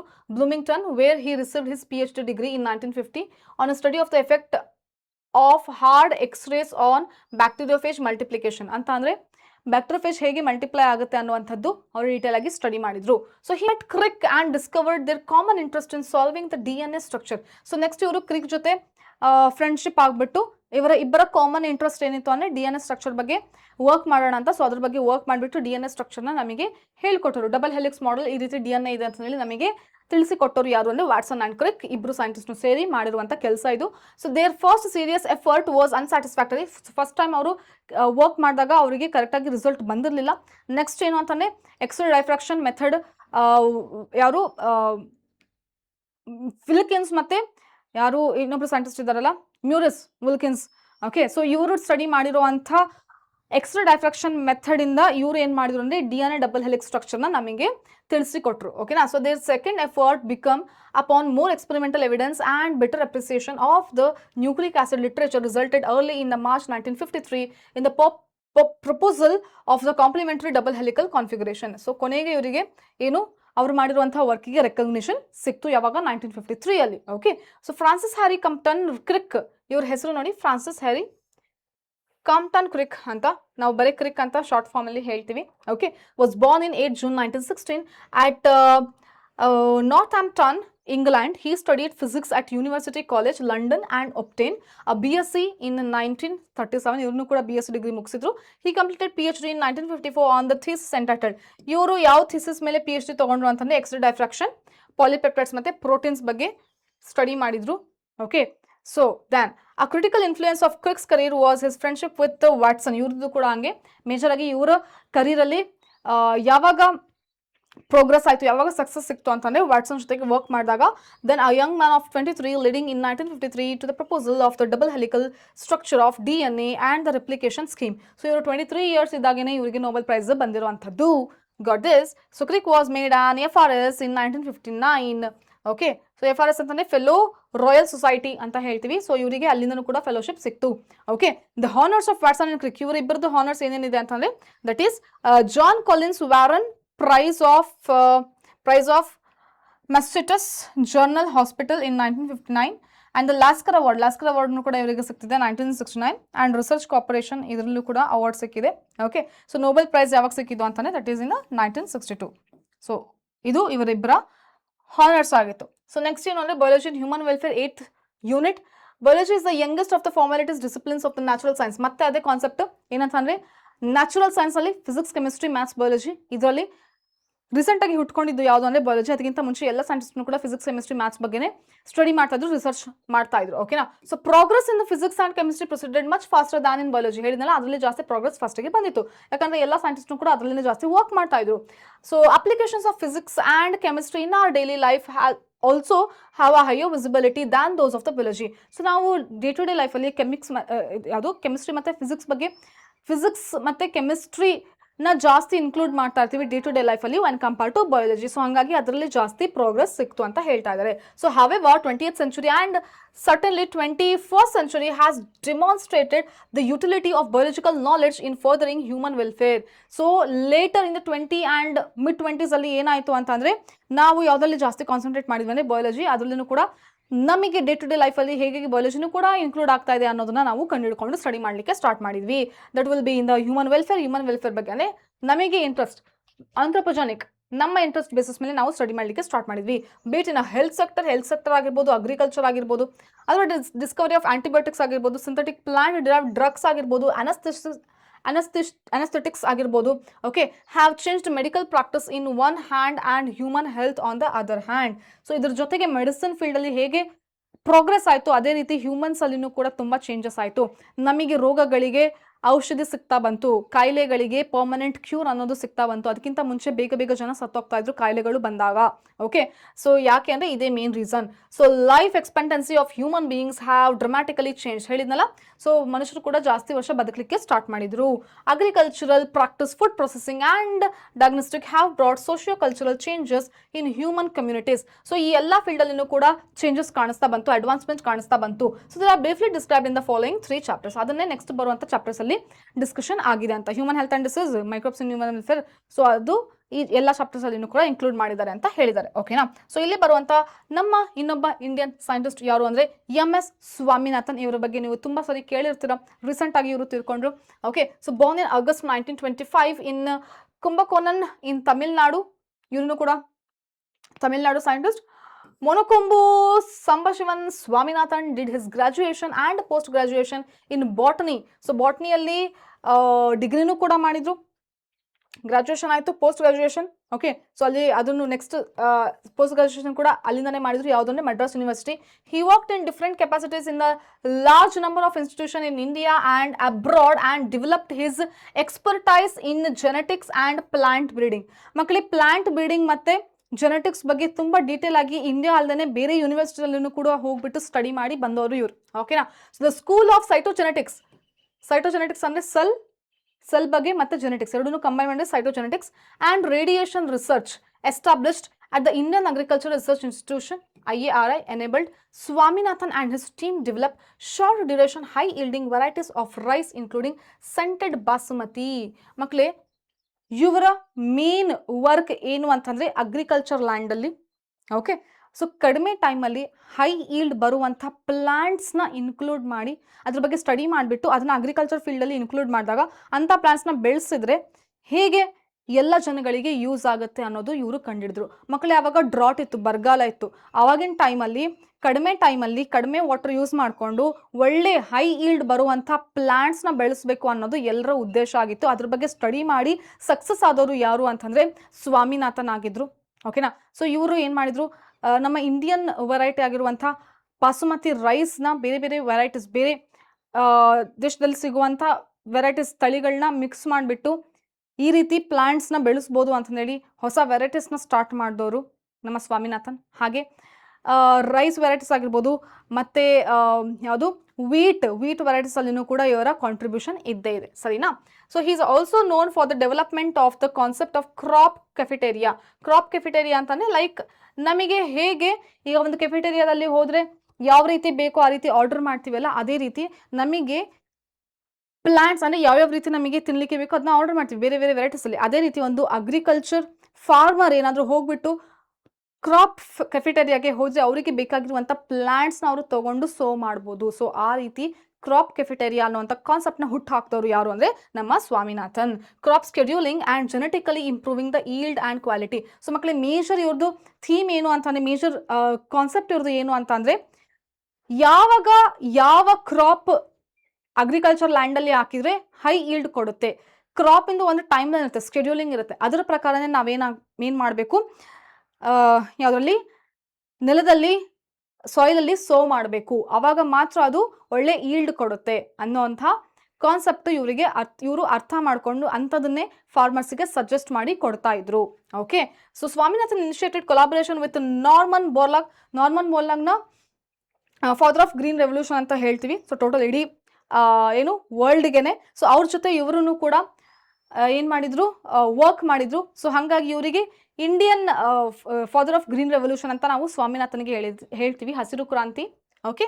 So it is which culminated the green revolution through introduction of Mexican varieties of wheat. ನಾನು ಹೇಳಿದಲ್ಲ, ಸೊ ಗೋಧಿ ಬಗ್ಗೆ ಇವ್ರನ್ನು ಕೂಡ ರಿಸರ್ಚ್ ಮಾಡಿದ್ರು. ಅಂದರೆ ಬೇರೆ ದೇಶದಲ್ಲಿ ಸಿಗುವಂಥ ಮೆಕ್ಸಿಕನ್ ವೆರೈಟೀಸ್ ಅಂದರೆ ಬೇರೆ ದೇಶದ ಅಂದರೆ ಮೆಕ್ಸಿಕನ್ ವೆರೈಟೀಸ್ ಮತ್ತು ಇಂಡಿಯನ್ ವೆರೈಟೀಸ್ ಎರಡನ್ನೂ ಕೂಡ ಮಿಕ್ಸ್ ಮಾಡಿ ಒಂದು ಹೊಸ ತಳಿನ ಪ್ರೊಡ್ಯೂಸ್ ಮಾಡಿದ್ರು.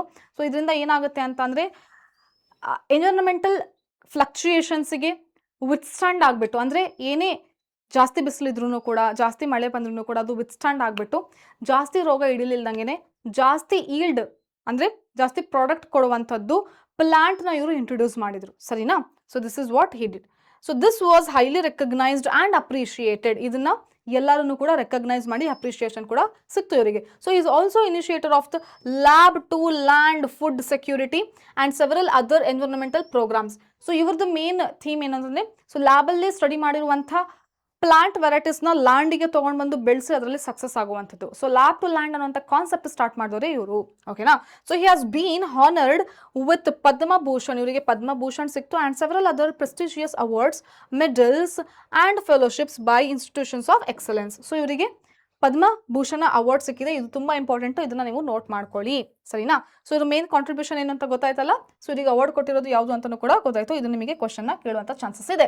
ನೆಕ್ಸ್ಟ್ ಏನು, ಬಯೋಟೆಕ್ನಾಲಜಿ. ಸೊ ಬಯೋಟೆಕ್ನಾಲಜಿಯಲ್ಲಿ ever since these days Rene Descartes, the French philosopher, mathematician and biologist of 17th century, all human knowledge, especially natural science, were directed to develop technology which add to the creature comforts of human lives as also value to human life. Okay. So ಅಂದರೆ ಏನು, ಇವರ ಇನ್ಫ್ಲೂಯೆನ್ಸಿಂದ, okay, ಇವ್ರು ಏನು influence ಮಾಡಿದ್ರು ಅಂತಂದರೆ ಸೈನ್ಸಲ್ಲಿ ಟೆಕ್ನಾಲಜಿನ ತೊಗೊಂಡು ಬರುವಂಥದ್ದು. So ಇವರ ಇನ್ಫ್ಲೂಯೆನ್ಸಿಂದನೇ ಏನಾಯಿತು, ನಮ್ಮ ಬಯೋಟೆಕ್ನಾಲಜಿನೂ ಕೂಡ ಹುಟ್ಕೊಂತು ಅಂತ ಹೇಳ್ತಾ ಇರೋದು. ಓಕೆನಾ. The whole approach to understanding natural phenomena become that is anthropocentric ಅಂತ. ಅಂದರೆ ನ್ಯಾಚುರಲ್ಲಾಗಿ ನಡೀತಿರುವಂಥ ಪ್ಲಾಂಟ್ಸ್, ಅನಿಮಲ್ಸಲ್ಲಿ ಏನು ಫಿನಾಮಿನಾ ನಡೀತಾ ಇದೆ, ಪ್ರೊಸೆಸ್ ನಡೀತಾ ಇದೆ, ಅದನ್ನು ಹ್ಯೂಮನ್ಸಿಗೆ ಹೇಗೆ ಯೂಸ್ ಆಗುತ್ತೆ, ನಾವು ಹೇಗೆ ಯುಟಿಲೈಸ್ ಮಾಡ್ಕೋಬೋದು ಟೆಕ್ನಾಲಜಿನ ಹಾಕಿಬಿಟ್ಟು ಅನ್ನುವಂಥದ್ದು. ಅಂದರೆ ಹ್ಯೂಮನ್ ಓರಿಯೆಂಟೆಡ್, ಹ್ಯೂಮನ್ ಸೆಂಟ್ರಿಕ್ ನಾವು ಏನು ಮಾಡ್ಕೊಂಡ್ವಿ, ಟೆಕ್ನಾಲಜಿನ ಬೆಳೆಸ್ತಾ ಬಂದ್ವಿ. ಓಕೆ. So physics and chemistry gave rise to engineering. Physics and ಕೆಮಿಸ್ಟ್ರಿಯಿಂದ ಇಂಜಿನಿಯರಿಂಗ್ ಆಯಿತು. Technologies and industries which all work for human comfort and welfare. ಓಕೆನಾ. ಸೊ ಬೇರೆ ಬೇರೆ ಟೆಕ್ನಾಲಜಿನೂ ಕೂಡ ನಾವು ಇನ್ಕ್ಲೂಡ್ ಮಾಡ್ತಾ ಬಂದ್ವಿ. The major utility of the biological world is a source of food. ನಮ್ಮ ಬಯಾಲಜಿಯಿಂದ ಅಂದರೆ ಬಯಾಲಜಿಕಲ್ ವರ್ಲ್ಡ್, ಲಿವಿಂಗ್ ಆರ್ಗನಿಸಮ್ಸಿಂದ ನಮ್ಮ ಮೇಜರ್ ಯುಟಿಲಿಟಿ ನಾವು ಯೂಸ್ ಮಾಡ್ತಿರೋದು ಏನು ಅಂತಂದರೆ ಆಹಾರ, food. Okay, so biotechnology, the 20th century offshoot of modern biology. So ಇದು ಒಂದು modern biology ಕಾನ್ಸೆಪ್ಟ್ ಆಗಿರುತ್ತೆ. ಓಕೆ, ಡಿಸಿಪ್ಲಿನ್ ಆಗಿರುತ್ತೆ. Change our daily life as its products brought qualitative improvement in health and food production. So biotechnology ಹುಟ್ಕೊಂಡಿರೋದ್ರಿಂದ ನಮ್ಮ ಲೈಫಲ್ಲೂ ಕೂಡ changes ಆಗಿದೆ. ನಮಗೆ ಬೇಕಾಗಿರುವಂಥ high yielding highly nutritious plant ವೆರೈಟೀಸ್ನ ನಾವು ಸೋ ಮಾಡಿಬಿಟ್ಟು ಅದನ್ನು ನಾವು ತಿಂತಾ ಇದ್ದೀವಿ. ಹಾಗೆ ಹೆಲ್ತ್ ಸೆಕ್ಟರ್ನೂ ಕೂಡ ತುಂಬ ಇಂಪ್ರೂವ್ಮೆಂಟ್ ಆಗಿದೆ ಬಿಕಾಸ್ ಆಫ್ ದಿಸ್ ಬಯೋಟೆಕ್ನಾಲಜಿ ಅಂತ ಹೇಳ್ತಾರೆ. The basic principles of underline biotechnology. So ಇನ್ನು ಮಿಕ್ಕಿದೆಲ್ಲ ಈ ನೆಕ್ಸ್ಟ್ ಬರುವಂಥ ಚಾಪ್ಟರ್ಸಲ್ಲಿ ಇದೆ ಅಂತಂದೇಳಿ ಹೇಳಿದ್ದಾರೆ. ಸೊ ಇಲ್ಲಿ 2 ಚಾಪ್ಟರ್ಸ್ ಬರುತ್ತಲ್ಲ, ಸೊ ಅದ್ರ ಬಗ್ಗೆ ಅವರು ಹೇಳಿರುವಂಥದ್ದು. ಸೊ ಇಲ್ಲಿ ಬರುವಂಥವ್ರು ಸೈಂಟಿಸ್ಟ್ ಯಾರು ಅಂದರೆ ಹರ್ಬರ್ಟ್ ಬೋಯರ್. ಸೊ ಬೋಯರ್ ಬಗ್ಗೆ ಕೊಟ್ಟಿರುವಂಥದ್ದು ಇದು ಚಾಪ್ಟರಲ್ಲಿನೂ ಕೂಡ ಮೆನ್ಷನ್ ಮಾಡಿದ್ದಾರೆ. ಸೊ ಸ್ಟಿಲ್ ಇಲ್ಲಿ ಸ್ವಲ್ಪ ಏನು ಕೊಟ್ಟಿದ್ದಾರೆ ನೋಡಿ. Was born in 1936 and brought up in a corner of western peninsula, which railroads and mines were the destiny of the most young men. So he completed graduate work at the University of Pittsburgh in 1963, followed by 3 years of post-graduation studies at ELA. Okay, so ಇವ್ರದ್ದು ಏನು early life ಬಗ್ಗೆ ಇಲ್ಲಿ ಕೊಟ್ಟಿರುವಂಥದ್ದು. So ಇವ್ರ major contribution ಬಗ್ಗೆ ನೋಡೋಣ, ಅದರಿಂದ questions ಬರುತ್ತೆ. So in 1966 Boyer took over assistant professorship at the University of the California at San Francisco. So ಇವ್ರೇನು ಮಾಡಿದ್ರು ಅಂತಂದರೆ ಅಸಿಸ್ಟೆಂಟ್ ಪ್ರೊಫೆಸರ್ ಆಗಿ ವರ್ಕ್ ಮಾಡಿದ್ರು. Then by 1969 he performed studies on a couple of restriction enzymes at the E. coli ಅಂದರೆ restriction E. coliಯಲ್ಲಿ ಬ್ಯಾಕ್ಟೀರಿಯಾದಲ್ಲಿ ಬರುವಂಥ restriction enzyme ಬಗ್ಗೆ ವರ್ಕ್ ಮಾಡಿದ್ರು with especially useful properties. Okay, so Boyer observe that these enzymes have the capability of cutting DNA strands in a particular fashion which left what has become known as sticky ends of the strands. These clipped ends made pasting together pieces of DNA a precise exercise. ಮಕ್ಕಳೇ ಏನಂದರೆ ಇವರು ಬ್ಯಾಕ್ಟೀರಿಯೋಫೇಜಲ್ಲಿ ಇರುವಂಥ ಯಾವುದು E. coli ಬ್ಯಾಕ್ಟೀರಿಯಾದಲ್ಲಿ ಇರುವಂಥ restriction enzymes ಬಗ್ಗೆ detail ಆಗಿ study ಮಾಡ್ತಾ ಬಂದರು. ಸೊ ಅದರಿಂದ ಅವ್ರಿಗೆ ಏನಂತ ಗೊತ್ತಾಯಿತು ಅಂದರೆ, ಸೊ ಈ ಎನ್ಸೈಮ್ಸ್ ಏನಿದೆಲ್ಲ DNA ಕಟ್ ಮಾಡುತ್ತೆ. ಯಾವ ರೀತಿ ಕಟ್ ಮಾಡುತ್ತೆ ಅಂತಂದರೆ ಸ್ಟಿಕ್ಕಿ ಎಂಡ್ಸ್ನ ಪ್ರೊಡ್ಯೂಸ್ ಮಾಡುತ್ತೆ. ಓಕೆನಾ, ಸೊ ಇದರಿಂದ ಅವರಿಗೆ ನೆಕ್ಸ್ಟ್ ಬಯೋಟೆಕ್ನಾಲಜಿಯಲ್ಲಿ ಏನೇನೆಲ್ಲ ಚೇಂಜಸ್, ಏನೇನೆಲ್ಲ ನಾವು ಅಡ್ವಾನ್ಸ್ಮೆಂಟ್ ಮಾಡ್ಬೋದು ಅನ್ನೋದ್ರ ಬಗ್ಗೆ ಡೀಟೇಲ್ ಆಗಿ ತಿಳ್ಕೊತಾ ಬಂದರು. ಓಕೆನಾ, okay. So C this discovery in return led to a rich, rewarding conversation in Hawaii with a Stanford scientist named Stanley Cohen. ಈ ರಿಸರ್ಚ್ ಆದಮೇಲೆ ನೆಕ್ಸ್ಟ್ ಇವರ ಏನು ಇನ್ಫ್ಲೂಯೆನ್ಸ್ ಯಾರ ಜೊತೆ ಆಯಿತು ಅಂತಂದರೆ, ಸೊ ಇವರ ಫ್ರೆಂಡ್ಶಿಪ್ ಯಾರ ಜೊತೆ ಆಯಿತು ಅಂದರೆ ನೆಕ್ಸ್ಟ್ ಯಾರು ಅಂದರೆ ಸ್ಟೇನ್ಲಿ ಕೋಹೆನ್. ಸೊ ಕೋಹೆನ್ ಏನು ಮಾಡ್ತಾಯಿದ್ರು ಆ ಟೈಮಲ್ಲಿ ಅಂತಂದರೆ, Cohen had been studying small ringlets of DNA called plasmids. So ಇವರು ಬ್ಯಾಕ್ಟೀರಿಯಾದಲ್ಲಿ ಇರುವಂಥ ಪ್ಲಾಸ್ಮಿಡ್ಸ್ ಬಗ್ಗೆ ಡಿಸ್ಕಸ್ ಮಾಡ್ತಾಯಿದ್ರು. ಓಕೆ, ಸೊ ಅದ್ರ ಬಗ್ಗೆ ಸ್ಟಡಿ ಮಾಡ್ತಾ ಇದ್ರು. And which float about freely in the cytoplasm of the certain bacterial cells. So ಕೆಲವೊಂದು ಬ್ಯಾಕ್ಟೀರಿಯಲ್ ಸೆಲ್ಸಲ್ಲಿ ಈ ಪ್ಲಾಸ್ಮಿಡ್ಗಳು ಹಾಗೆ ಸೈಟೋಪ್ಲಾಸಮಲ್ಲಿ ಹೇಗೆ ಫ್ಲೋಟ್ ಆಗ್ತಾ ಇರುತ್ತೆ ಅದನ್ನು ಸ್ಟಡಿ ಮಾಡಿದ್ರು. And replicate independently from the coding strand of the DNA. So ಇಲ್ಲಿ ಇರುವಂಥ DNA ಬಿಟ್ಟು ಇದಷ್ಟೇ ಅದಕ್ಕದೇ ಏನಾಗುತ್ತೆ ಸೆಲ್ಫ್ ರೆಪ್ಲಿಕೇಶನ್ ಆಗುತ್ತೆ, ಅದ್ರ ಬಗ್ಗೆ ಸ್ಟಡಿ ಮಾಡಿದ್ರು. Okay, Cohen had develop the method of removing these plasmids from the cell and then reinserting them in other cells. So Cohen ಅವರು major study ಮಾಡಿರುವಂಥ ಮೆಥಡ್ ಏನು ಅಂತಂದರೆ, ಸೊ ಈ ಪ್ಲಾಸ್ಮಿಡ್ ಇದೆಲ್ಲ ಇದನ್ನ ಸೆಲ್ಲಿಂದ ಹೊರಗಡೆ ತೆಗೆದು ಬೇರೆ ಸೆಲ್ ಒಳಗಡೆ ಹೇಗೆ ಇನ್ಕ್ಲೂಡ್ ಮಾಡುವ ಅನ್ನುವಂಥದ್ದು ಪ್ರಾಸೆಸ್ನ ಕಂಡುಹಿಡ್ಕೊಂಡಿದ್ರು. ಓಕೆನಾ, so combining the process with that of the DNA splicing enabled Boyer and Cohen to recombine segments of DNA in desired configurations and insert the DNA in a bacterial cells which could then act as a manufacturing plants of specific proteins. ಅಂತ ಅಂದರೆ ಇವರ ಇಬ್ಬರ major contribution ಸೇರಿ ಏನಾಯಿತು biotechnology ಅನ್ನೋದು major ಆಗಿ ಹುಟ್ಕೊಂತು. ಹೇಗೆ ಅಂತಂದರೆ ಮಕ್ಕಳೇ, ಸೊ ಇವ್ರಿಗೆ ಗೊತ್ತಿತ್ತು ಹೇಗೆ ಪ್ಲಾಸ್ಮಿಡ್ನ ರಿಮೂವ್ ಮಾಡೋದು, ಬೇರೆ ಆರ್ಗನಿಸಮ್ ಒಳಗಡೆ ಇಂಟ್ರೊಡ್ಯೂಸ್ ಮಾಡೋದು ಅನ್ನೋದು ಗೊತ್ತಿತ್ತು. ದೆನ್ ಇವ್ರಿಗೆ ಏನಂತ ಗೊತ್ತಿತ್ತು, ಬೋಯರಿಗೆ ಸ್ಪ್ಲೈಸಿಂಗ್ ಮಾಡೋದು, DNA ಹೇಗೆ ಕಟ್ ಮಾಡೋದು ಅನ್ನೋಂಥದ್ದು ಗೊತ್ತಿತ್ತು. ಸೊ ಇವರಿಬ್ಬರ ಕೆಲಸನೂ ಏನು ಮಾಡಿದ್ರು, ಜಾಯಿನ್ ಮಾಡಿಕೊಂಡು ಏನು ಕಂಡುಹಿಡಿದ್ರು ಅಂದರೆ, ನಮಗೆ ಬೇಕಾಗಿರುವಂಥ DNA ಕಟ್ ಮಾಡಿಕೊಂಡು ಇಲ್ಲಿ ಇರುವಂಥ ಪ್ಲಾಸ್ಮಿಡ್ ಒಳಗಡೆ ಇನ್ಸರ್ಟ್ ಮಾಡಿದರೆ ನಮಗೆ ಬೇಕಾಗಿರುವಂಥ ಪ್ರೋಟೀನ್ಸ್ನ ಪ್ರೊಡ್ಯೂಸ್ ಮಾಡ್ಬೋದು ಅನ್ನುವಂಥ ಕಾನ್ಸೆಪ್ಟ್ ಇವರಿಗೆ ಗೊತ್ತಾಯಿತು. ಸೊ ಅದರಿಂದನೇ ಬಯೋಟೆಕ್ನಾಲಜಿ ಹುಟ್ಕೊಂತು ಅಂತ ಇಲ್ಲಿ ಇಂಟ್ರೊಡಕ್ಷನಲ್ಲಿ ಹೇಳಿರುವಂಥದ್ದು, ಸೈಂಟಿಸ್ಟ್ ಇಂಟ್ರೊಡಕ್ಷನಲ್ಲಿ ಹೇಳಿರುವಂಥದ್ದು. ಸೊ ಲಾಸ್ಟ್ ಯಾವುದು ಅಂದರೆ ಎಕಾಲಜಿ ಮಕ್ಕಳೇ. So diversity is not only a characteristic of living organisms but also of content in biology text books. So diversity ಅನ್ನೋದು ಬರೀ ಲಿವಿಂಗ್ ಆರ್ಗನಿಸಮ್ಸ್ ಅಷ್ಟೇ ಅಲ್ಲ, ಟೆಕ್ಸ್ಟ್ ಬುಕ್ಕಲ್ಲಿನೂ ಕೂಡ ತುಂಬ ಇನ್ಕ್ಲೂಡ್ ಮಾಡ್ತೀವಿ. So biology is presented either as botany, zoology and microbiology as classical and modern. So ಬಯಾಲಜಿನ ನಾವು ಹೇಗೆ ಡಿವೈಡ್ ಮಾಡ್ಕೊತೀವಿ ಮತ್ತೆ ಅದರಲ್ಲಿ ಅಂತ ಅಂದರೆ ಬಾಟ್ನಿ ಆಗಿರ್ಬೋದು, ಝೂಲಾಜಿ ಆಗಿರ್ಬೋದು, ಮೈಕ್ರೋಬಯಾಲಜಿ ಆಗಿರ್ಬೋದು, ಕ್ಲಾಸಿಕಲ್ ಆ್ಯಂಡ್ ಮಾಡ್ರನ್. ಕ್ಲಾಸಿಕಲ್ ಅಂದರೆ ಹಳೆಯದು, ಮತ್ತು ಈಗ ಮಾಡ್ರನ್ ಏನೇನು ಚೇಂಜಸ್ ಆಗಿದೆ ಅದನ್ನು ಕೂಡ ಇನ್ಕ್ಲೂಡ್ ಮಾಡ್ಕೊತೀವಿ. The latter is euphemism for molecular aspects of biology. So ಈಗ ಇರುವಂಥದ್ದು ಮಾಡ್ರನ್ ಇದೆ ಅಲ್ಲ, ಸೊ ಇದನ್ನ ನಾವೇನು ಮಾಡ್ತೀವಿ ಅಂತಂದರೆ ಮಾಲಿಕ್ಯುಲರ್ ಆಸ್ಪೆಕ್ಟ್ಸ್, ಬಯಾಲಜಿಯಲ್ಲಿ ಬರುವಂಥ ಮಾಲಿಕ್ಯುಲರ್ ಆಸ್ಪೆಕ್ಟ್ಸ್ಗೆ ನಾವು ಯೂಸ್ ಮಾಡ್ಕೊತೀವಿ. Luckily we have many threads which weave the different areas of biological information into a unifying principle. So ನಮಗೆ ಗೊತ್ತಿದೆ ಈಗ ಬೇರೆ ಬೇರೆ ಕಾನ್ಸೆಪ್ಟ್ನ ಸೇರಿ ಒಂದು ಕಾಮನ್ ಆಗಿ ನಾವು ಏನು ಮಾಡ್ತೀವಿ, ಅಥವಾ ಒಂದು ಅಂಬ್ರೆಲಾ ಟರ್ಮಲ್ಲಿ ಏನು ಮಾಡ್ತೀವಿ, ಎಲ್ಲದನ್ನು ಇನ್ಕ್ಲೂಡ್ ಮಾಡಿಕೊಂಡು ಓದ್ತಾ ಬರ್ತೀವಿ ಅಂತ ಹೇಳ್ತಾ ಇರೋದು. So ecology is one such thread which gives us a holistic perspective to biology. So ecology ಅನ್ನೋದನ್ನು ಕೂಡ ಹಾಗೇನೆ. ಸೊ ಇದು ಒಂದು ಆರ್ಗನಿಸಮ್ ಅಷ್ಟೇ ಅಲ್ಲದೆ ಬೇರೆ ಆರ್ಗನಿಸಮ್ ಜೊತೆ ಹೇಗೆ ಒಂದು ಆರ್ಗನಿಸಮ್ ರಿಯಾಕ್ಟ್ ಮಾಡುತ್ತೆ, ಬೇರೆ ಸ್ಪೀಷೀಸ್ ಜೊತೆ ಹೇಗೆ ರಿಯಾಕ್ಟ್ ಮಾಡುತ್ತೆ, ಅದು ನೆಕ್ಸ್ಟ್ ಎನ್ವೈರನ್ಮೆಂಟಲ್ಲಿ ಹೇಗೆ ಬಿಹೇವ್ ಮಾಡುತ್ತೆ, ಒಂದು ಕಮ್ಯುನಿಟಿ ಹೇಗಾಗುತ್ತೆ, ಒಂದು ಬಯೋಮ್ ಹೇಗಾಗುತ್ತೆ. ಸೊ ಈ ರೀತಿ ಒಂದು ಕಂಪ್ಲೀಟ್ ಬಯಾಲಜಿಯಲ್ಲಿ ಬರುವಂಥ ಎಲ್ಲ ಡಿಸಿಪ್ಲಿನ್ಸ್ನು ಕೂಡ ಒಟ್ಟಿಗೆ ಸ್ಟಡಿ ಮಾಡೋದು. ಒಂದು ಅಂಬ್ರೆಲಾ ಟರ್ಮ್ ಏನಂತ ಎಕಾಲಜಿ ಅನ್ನುವಂಥ ಟರ್ಮ್ ಅಲ್ಲಿ ನಾವು ಅದು ಒಂದು ಬ್ರಾಂಚ್ ಅಲ್ಲಿ ನಾವು ಎಲ್ಲದನ್ನು ಕೂಡ ಸ್ಟಡಿ ಮಾಡ್ತೀವಿ ಅಂತ. ಇದು ಒಂದು ಹೋಲಿಸ್ಟಿಕ್ ಅಪ್ರೋಚ್ ಆಗಿದೆ. ಹೋಲಿಸ್ಟಿಕ್ ಅಂದರೆ ಎಲ್ಲ ಟೈಪ್ ಆಫ್ ಬ್ರಾಂಚ್ನು ಒಟ್ಟುಗೂಡಿಸಿ ನಾವು ಏನು ಮಾಡ್ತೀವಿ, ಓದ್ತೀವಿ ಅಂತ ಹೇಳಿ ಇಲ್ಲಿ ಹೇಳ್ತಾ ಇರುವಂಥದ್ದು. ಓಕೆನಾ? So the essence of biological understanding is to know how organisms, while remaining an individual, interact with each other, organisms and physical habitats as a group, and hence behave like organized whole, that is population, community, ecosystem, or even as the whole biosphere. ಇವಾಗ ಹೇಳಿದ್ನಲ್ಲ ಅದನ್ನೇ ಇಲ್ಲಿ lines ಅಲ್ಲಿ ಕೊಟ್ಟಿರುವಂಥದ್ದು. ಬರೀ ಒಂದು organisms ಅಷ್ಟೇ ಅಲ್ಲ, ಅದ್ರ ಜೊತೆಗೆ ಅವರ ಹ್ಯಾಬಿಟ್ಸ್ ಹೇಗಿರುತ್ತೆ, ಒಂದು ಆರ್ಗನಿಸಮಿನ ಹ್ಯಾಬಿಟ್ ಹೇಗಿರುತ್ತೆ, ಜೊತೆಗೆ ಅದು ಒಂದು ಗ್ರೂಪಲ್ಲಿ ಇದ್ದಾಗ ಹೇಗೆ ಬಿಹೇವ್ ಮಾಡುತ್ತೆ, ಓಕೆ, ಪಾಪ್ಯುಲೇಷನ್ಗೆ ಬಂದಾಗ ಹೇಗೆ, ಕಮ್ಯುನಿಟಿ ಆದಾಗ ಹೇಗೆ, ನೆಕ್ಸ್ಟ್ ಒಂದು ಎಕೋಸಿಸ್ಟಮ್ ಆ್ಯಂಡ್ ಅದಾದಮೇಲೆ ಒಂದು ಹೋಲ್ ಬಯೋಸ್ಪಿಯರ್ ಎಲ್ಲ ಹೇಗೆ ರನ್ ಆಗುತ್ತೆ ಅನ್ನೋಂಥದ್ದು ಇಲ್ಲಿ ಎಕ್ಸ್ಪ್ಲೇನ್ ಮಾಡಿರುವಂಥದ್ದು. Ecology explains to us all this. ಎಕಾಲಜಿಯಲ್ಲಿ ಇದನ್ನ ನಾವು ಓದ್ತೀವಿ. Okay, a particular aspect of this is the study of anthropogenic environmental degradation and socio political issues it has raised.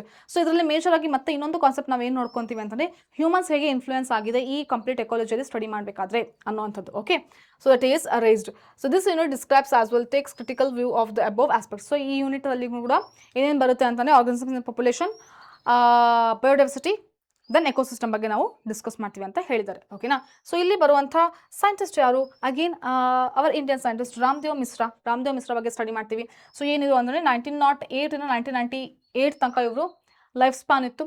Okay, so is reward as a father of ecology in India. So father of ecology in India ಅಂತಂದೇಳಿ ಯಾರಿಗಾರು question ಕೇಳಿದ್ರೆ ನೀವೇನಂತ answer ಮಾಡ್ತೀರಾ? ಯಾವಾಗಾದ್ರು question ಬಂದರೆ that is Ramdev Mishra ಅಂತ ಹೇಳಿ ನೀವು ಐಡೆಂಟಿಫೈ ಮಾಡ್ತೀರಾ.